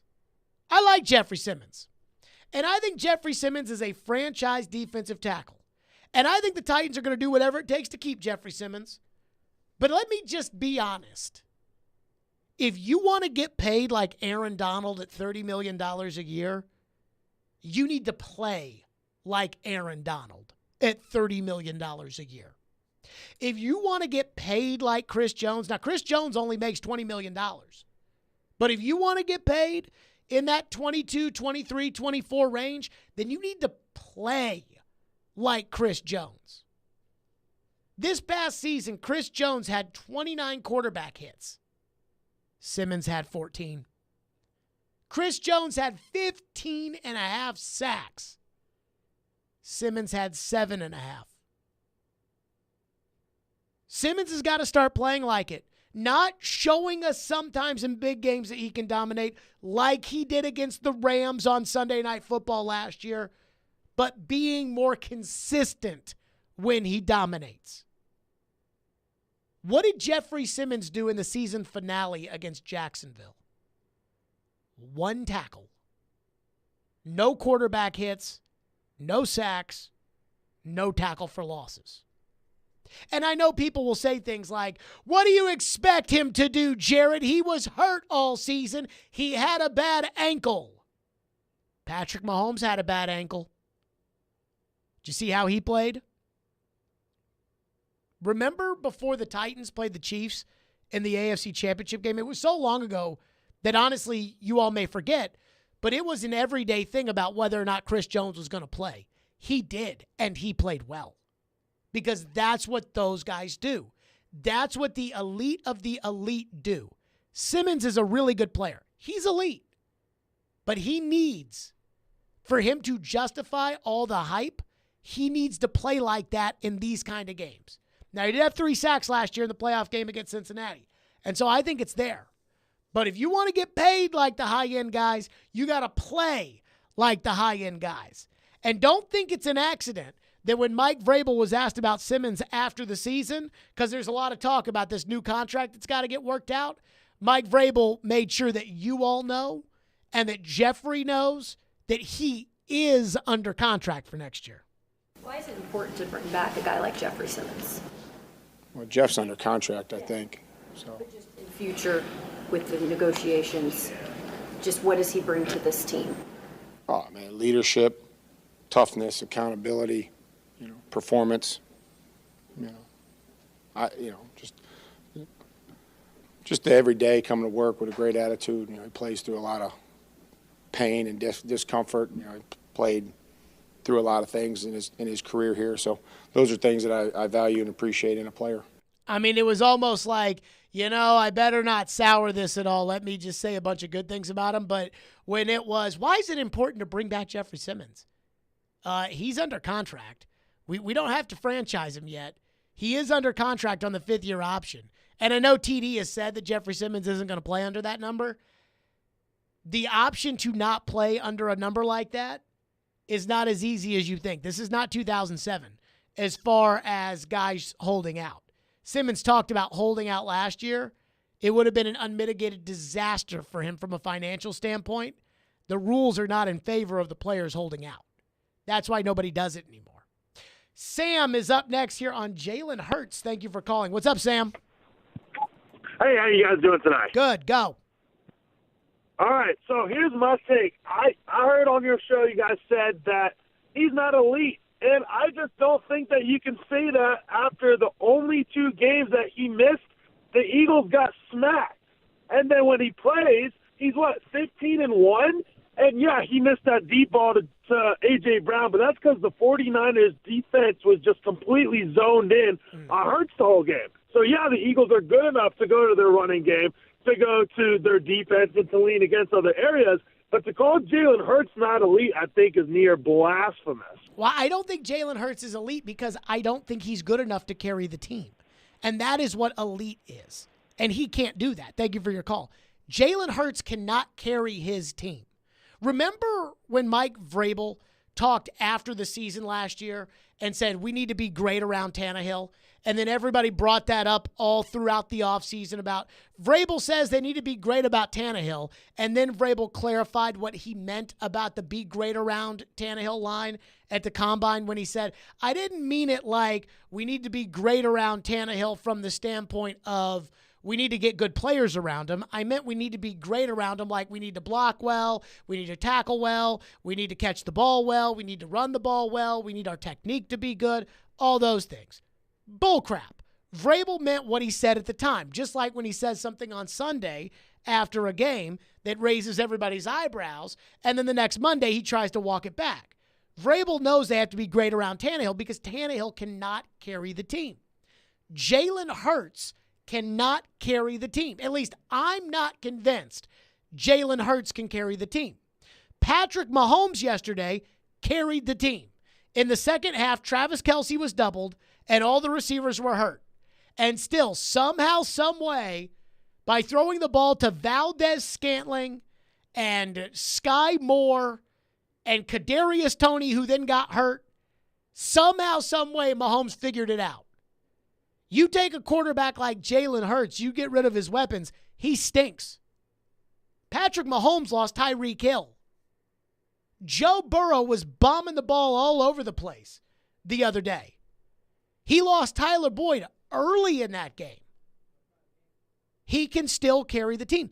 Joe Burrow, in 2 seasons, has carried the worst organization in the National Football League, traditionally year in and year out, has carried them to the Super Bowl and the doorstep of the Super Bowl. Because he can carry the team. Matthew Stafford, Derek Carr, Ryan Tannehill, those guys can't carry the team. Lamar Jackson, in my opinion, carries his team. Jalen does not carry the team. It reminds me of an argument that we had very, very early on in this show. Cam Newton, they were 15-1 in Carolina. And Floyd and I discussed whether or not Cam Newton was elite, and Floyd laughed about it and said, no, he's not elite. And I think Hurts is more put together than Cam Newton, and I would trust Hurts' career more than Cam Newton. But I do not think Jalen Hurts can or will ever be able to carry a team. And I don't think he carries them now. Shaq's up next on Jalen Hurts. What's up, Shaq? Thank you for taking my call today. I just wanted to let you know, I really do think that Jalen Hurts is an elite quarterback. He may not show what everybody else wants him to show as of right now, but in his 3rd year, he's already going to the Super Bowl. I mean, when Patrick Mahomes, lost to Tom Brady and lost last year to Joe Burrow, nobody questioned his elite status due to the fact that within his 3rd year, he was already in the Super Bowl, already won a Super Bowl. I know, but think about the road. I just feel like think about the road Jalen Hurts had to go to get there. They had to be the best quarterback that they had to play to beat there was Daniel Jones. Okay, I can agree with that. I mean, I understand what you're saying about the way the road goes. And I've said this many a time, Shaq. And good call. Good call. I disagree with it. I mean, I just don't think Jalen Hurts is elite. Rex Grossman got to a Super Bowl. I don't think he's elite. Joe Flacco won a Super Bowl. I don't think he's elite. But going back to something I have said so many times, the road to your Super Bowl is more important than anybody ever makes out. Joe Burrow, in order to get to the Super Bowl, would have a division rivalry with the Ravens, Josh Allen, and Patrick Mahomes before facing the number 1 team in the NFL. Jalen Hurts and the Eagles' road to the Super Bowl was Daniel Jones and a team that didn't have a quarterback. Both at home, coming off the bye. The road matters. The last game of the year in 2019, Ryan Fitzpatrick and the tanking Dolphins beat New England, and it flip-flopped New England and Kansas City. New England went from the 2 seed to the 3 seed, which means instead of the bye, they had to host the Titans. Kansas City got the bye, and they played the Houston Texans and the Titans because the Titans took out Lamar Jackson and the 1-seeded Ravens.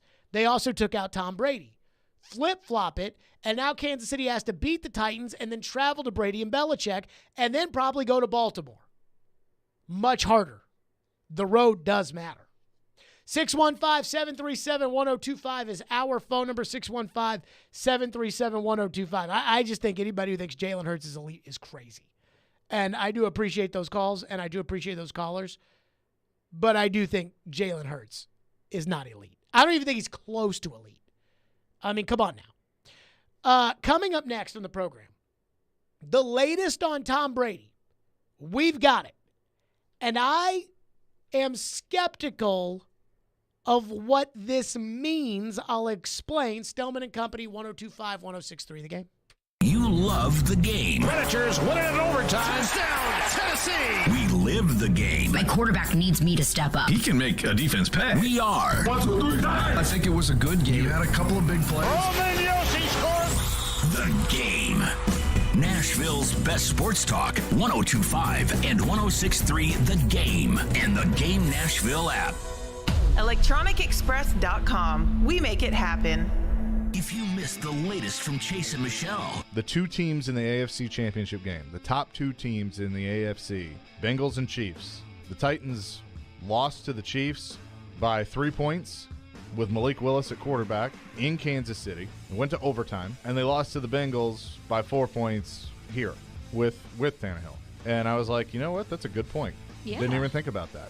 I mean, and so with all the problems that they have, yeah, no offensive line, the receiver core is thin, all those things, they still hung tough with the top two teams in the AFC.